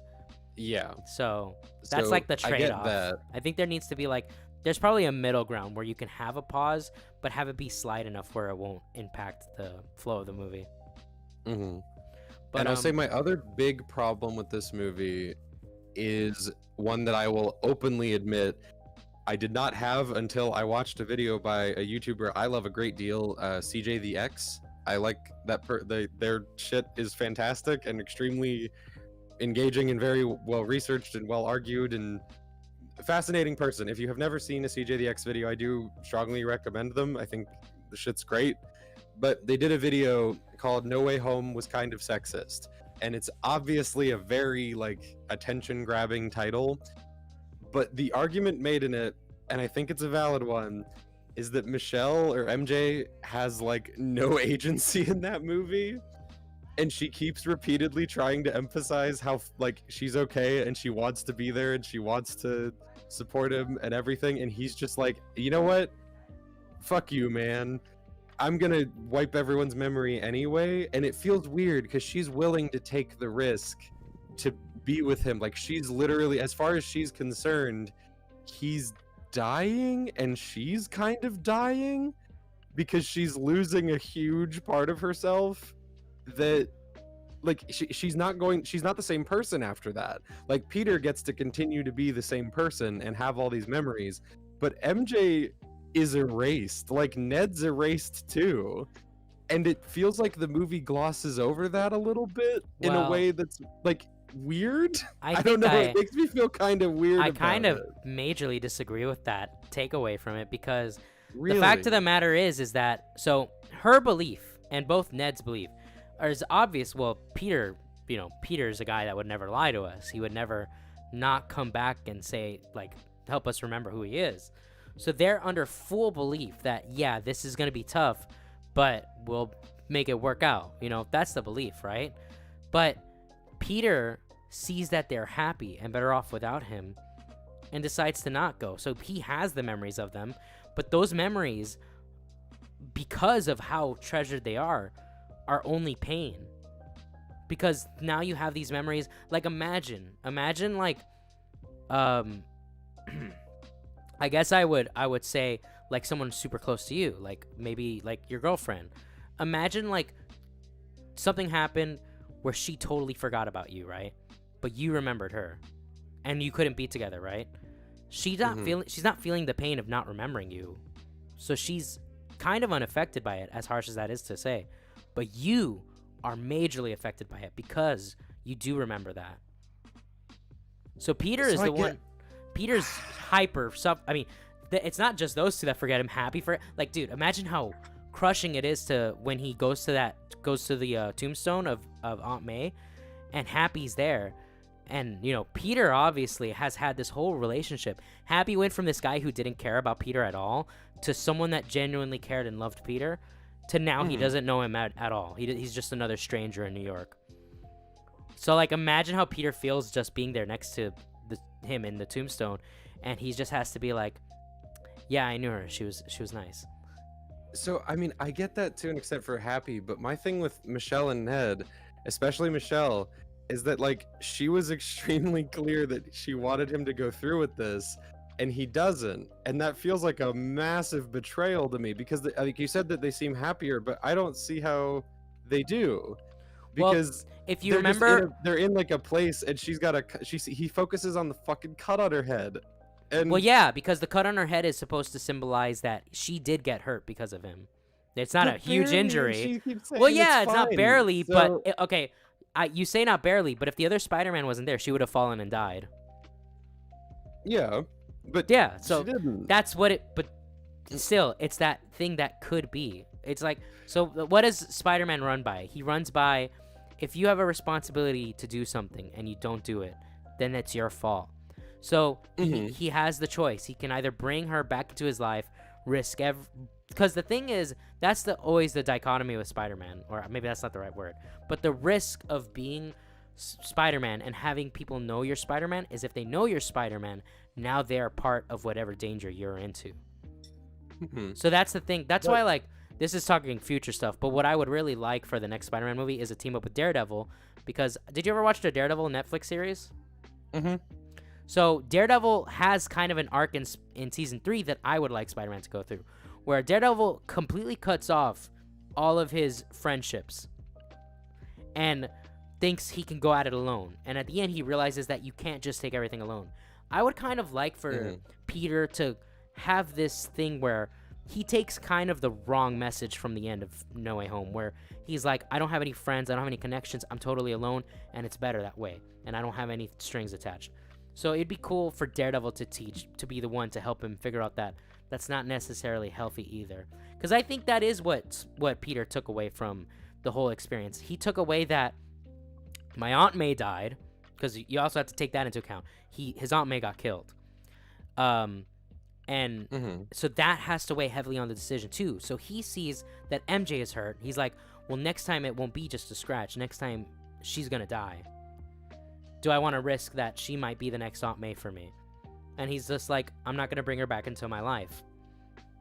So I want to interject on that. I promise I'll drop this afterwards because we may just disagree on this, which is fine. That's fine. But my reason I have an issue with that still is that he's taking away her choice to be involved or not, because she made it extremely clear that she does.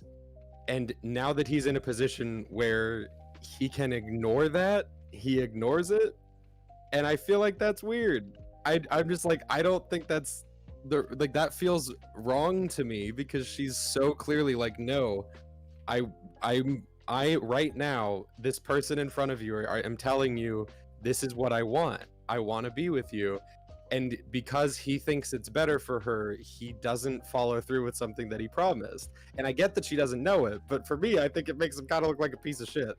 It left a bad taste in my mouth. I think I can understand morally why you disagree with it, but I think it makes total sense. And I don't think it makes him a piece of shit. I just think it's simply like, it's just a simple act of saying, I don't want her to get hurt. So I'm going to override what because there's a lot of things you can do there's a lot of things that someone might want to do that could get them hurt, right? But we don't necessarily let people do that, right? Because it's like, not because we're pieces of shit, but because we don't want you to get hurt, right?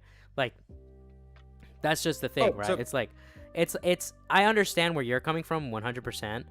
I just don't think that makes him a piece of shit. I just think maybe if I was in his shoes, maybe I would even still tell her. Maybe I would. But I think the way he could have gone about it is tell her that he's Peter Parker, but not that he's Spider-Man. Keep the Spider-Man stuff out of it. But it's hard to, without a sequel, it's hard to say where he is mentally. Because if what I'm predicting is right, if what I'm predicting is right, then that means what he thinks is Peter Parker and Spider-Man are one and the same. And just because someone knows he's Peter Parker, that's enough for them to be in risk. So if the next Spider-Man opens up and he's got friends and everything, then I think I'll be more inclined to agree with you. But if the next Spider-Man starts and he's like totally isolated himself, then I think that falls more in line with what I'm thinking.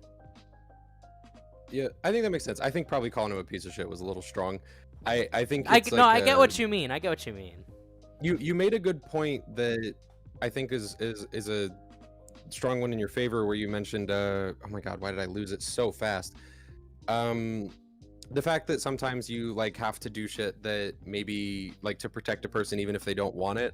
I think the reason that this one bugs me to the extent that it does is that without the fact that a fucking sorcerer wiped the memory of everyone, that he wouldn't have had this chance to even make that call is what makes it feel a little weirder for me, but I get you. No, yeah, if there wasn't, so if there wasn't anything that would cause her to forget him, if Doctor Strange could do the spell and make sure that MJ doesn't forget him, I'm sure he would take that choice. And I think the evidence to that is the fact that he was going to tell her.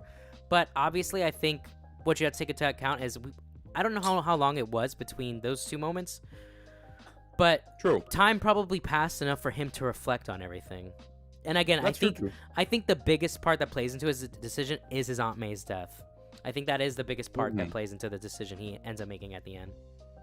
I think that's a really fair point, actually. It's a thing, like I'm now admittedly more interested in watching it again, because I'm like, maybe, like, I think your perspective differs so much from my initial one, but I see it, so I'm like, I kind of do want to watch that again with that viewpoint in mind, and see if maybe I subscribe to it a little more than I think I do currently. Like, yeah, and I'm sure argument. I kind of, and also with that being said, I do really hope, because to me, what this Spider-Man loses at the end of this movie is more than what any other Spider-Man, like, he's lost, he hasn't just lost all his friends and family, he's lost his connections to the so that was one big complaint that a lot of people had, is this Spider-Man never has to worry about being poor because of Tony Stark. Well, now he does. There is no, Spider-Man has a connection, right? But Spider-Man can't just ask for money, right? Peter Parker probably could. So that's why, like I actually, a lot of the things that happened in this movie were things that I was hoping would happen, because I feel, to me, one of the biggest complaints that people would have with the series of movies from the MCU is that these movies were just not comic accurate. And my theory, which turned out to be true, was this trilogy is the origin for this Spider-Man. That by the end we will have comic Spider-Man, and that turned out to be true. By the way, I love that final costume he has. That costume, it's so good. I cannot wait to see it in action. Holy shit, beautiful costume. Yeah, but it is fucking sick. But yeah, I mean, that entire final fight scene with the 3 Spider-Men and the villains, it's great. Like, again, like, this movie does have big problems, but I think it has a lot of really great things about it too, especially character-wise. No, it is very strong. I think even as we're talking about it, the more I'm thinking about it, the more I'm like, nah, this movie kind of slaps. I think I'm maybe being a little too harsh. And I mean, that's fair. That I've had moments like that too in the past. Before I rewatched Spider-Man 2, I was kind of letting my negatives about Spider-Man 2 impact me in a way where I was thinking less of it. But when I rewatched it, I was like, there's so many good things about this movie, man, though. It was like, even with the flaws. So I definitely feel where you're coming from. That happens to me too, where sometimes I look back on a movie and I'm just like thinking about it, and I'm like, am I judging it too harshly? But it's like, it's kind of like a balancing thing. But at the end of the day, it's just how you feel. I'm thinking this is like an A tier movie. Yeah. I'm thinking so too. I'm putting it is a thing. I'm like, nah, that movie's sick. I'm putting this in S, and then we can talk about it because it's already gonna be an S. Yeah, no, it's obviously an S. I think we said it was an S like an hour ago. I mean, it's so clearly an S. It's not even a question. There's literally nothing to talk about with this movie that hasn't been said. The soundtrack is amazing. The use of licensed music is amazing. The animation and the way they use frames to convey the growth of Miles Morales. Oh my god, I know. The change from 12 to 24 is just like, oh, it's one of those things you don't even really process while it's happening, but when it happens, oh my god, it's so good. Dude, it's like also Sunflower, absolute banger. Love that song. I listen to it so much, and it's a song that I think if I heard it out of the context of the movie, I don't really know if I would care that much for it. Like, not that I think it's bad or anything, but I think I would hear it and be like, that's pretty good.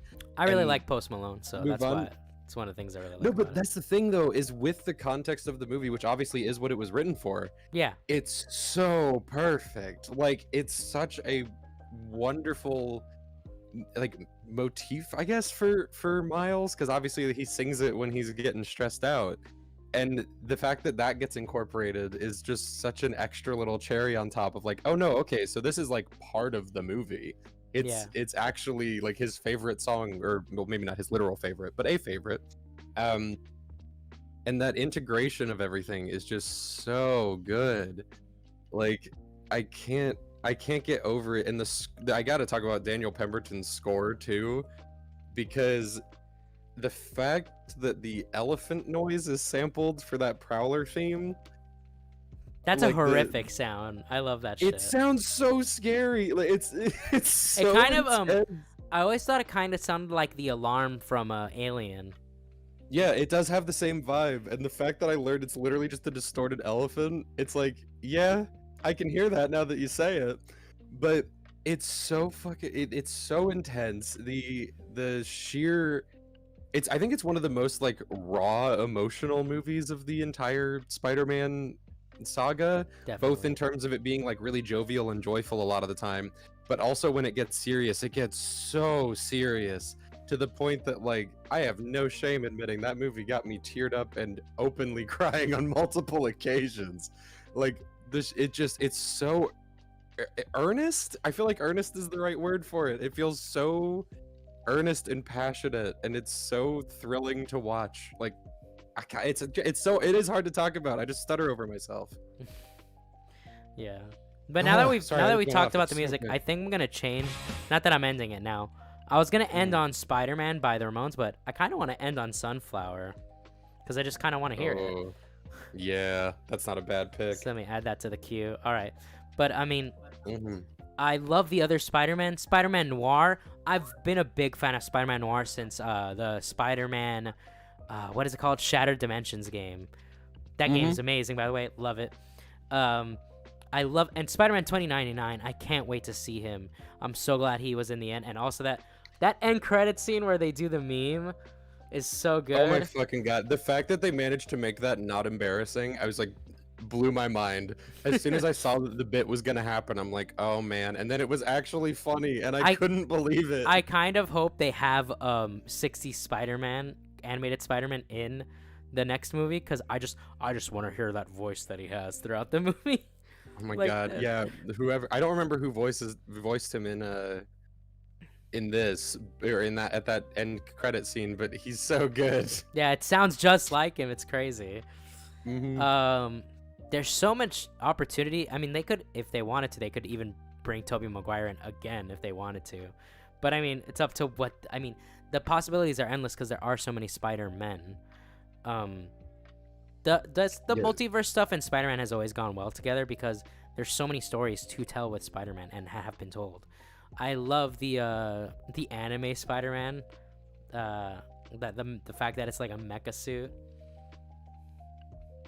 Oh god, I know. Oh fucking. I will say now you're gonna be thinking about Across the Spider-Verse and how much I want to see it, because I'm do. Hyped It's for like it. a So thing. hyped for it.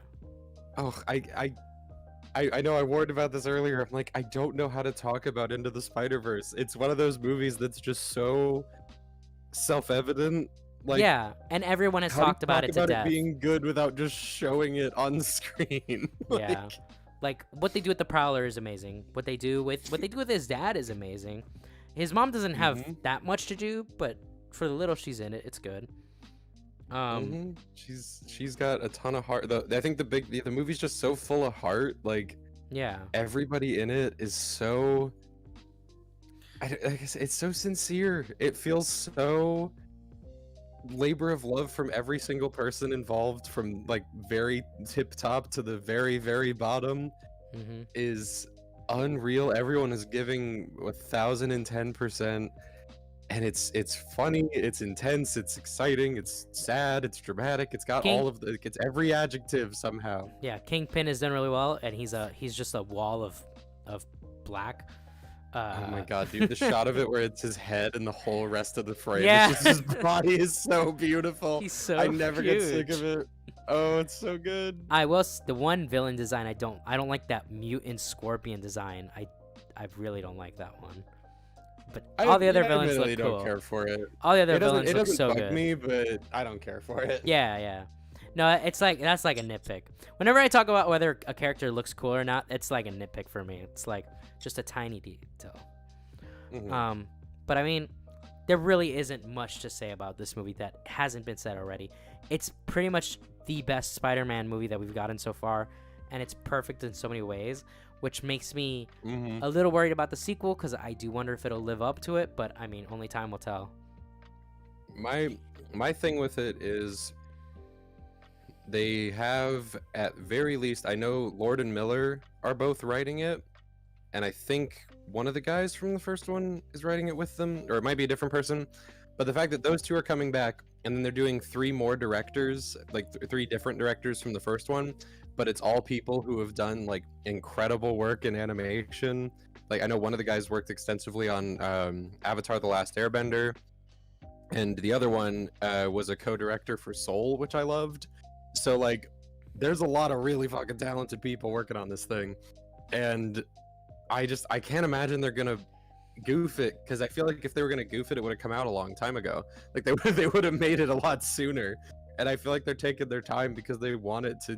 They know what they have to live up to, and it's extremely hard to live up to. And I don't know I don't know if they will, but I have all the optimism in the world that they're going to.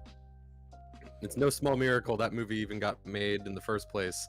So if they could even come halfway close to it on the second time, it's still going to be one of the best Spider-Man movies ever made. For sure.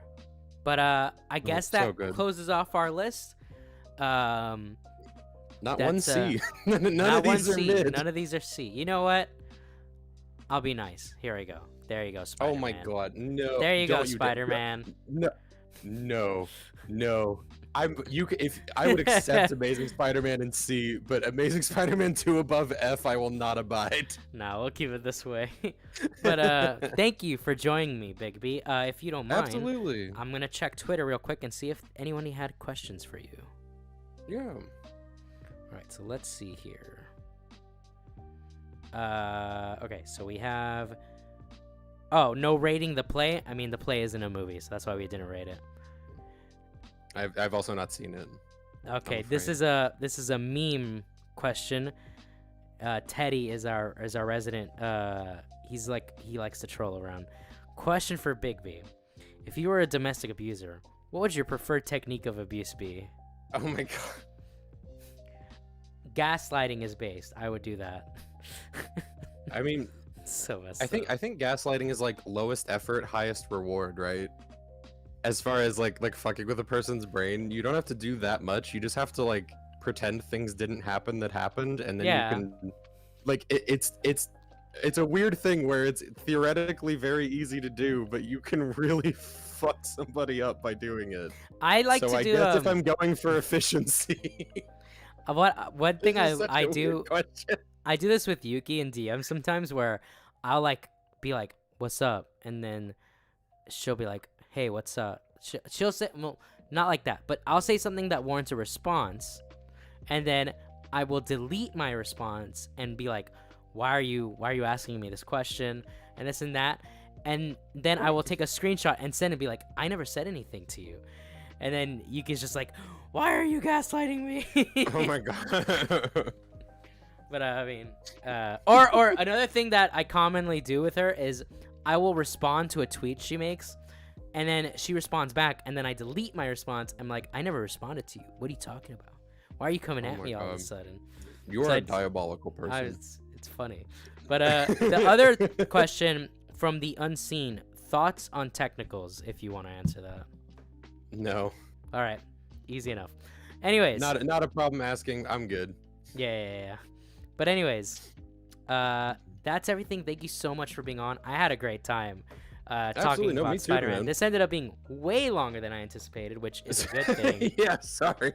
No, I love it. I love talking about the things I love talking about, and Spider-Man. I've loved Spider-Man ever since I played that PS1 game as a child. So, oh my god. Big Spider-Man fan. I keep forgetting how close in age we are, given that that's exactly the same situation for me. Yeah, but anyways, I'm gonna deafen and end the stream. Again, if anyone who's watching, his Bigby's link is in the description, so make sure you're subscribing if you haven't. Thank you everyone for who's watching, and next week, hopefully, we'll have I'm gonna hit up Tommy C and see if he's down to do Star Wars. So have a great night. Hell yeah. You too. Have a good one, guys. All right, thanks, guys. We're gonna stop this lo-fi music and end it with "Sunflower" by Post Malone. Awesome stream. Thanks for the donos to the donos that I got, and that's all. Peace out.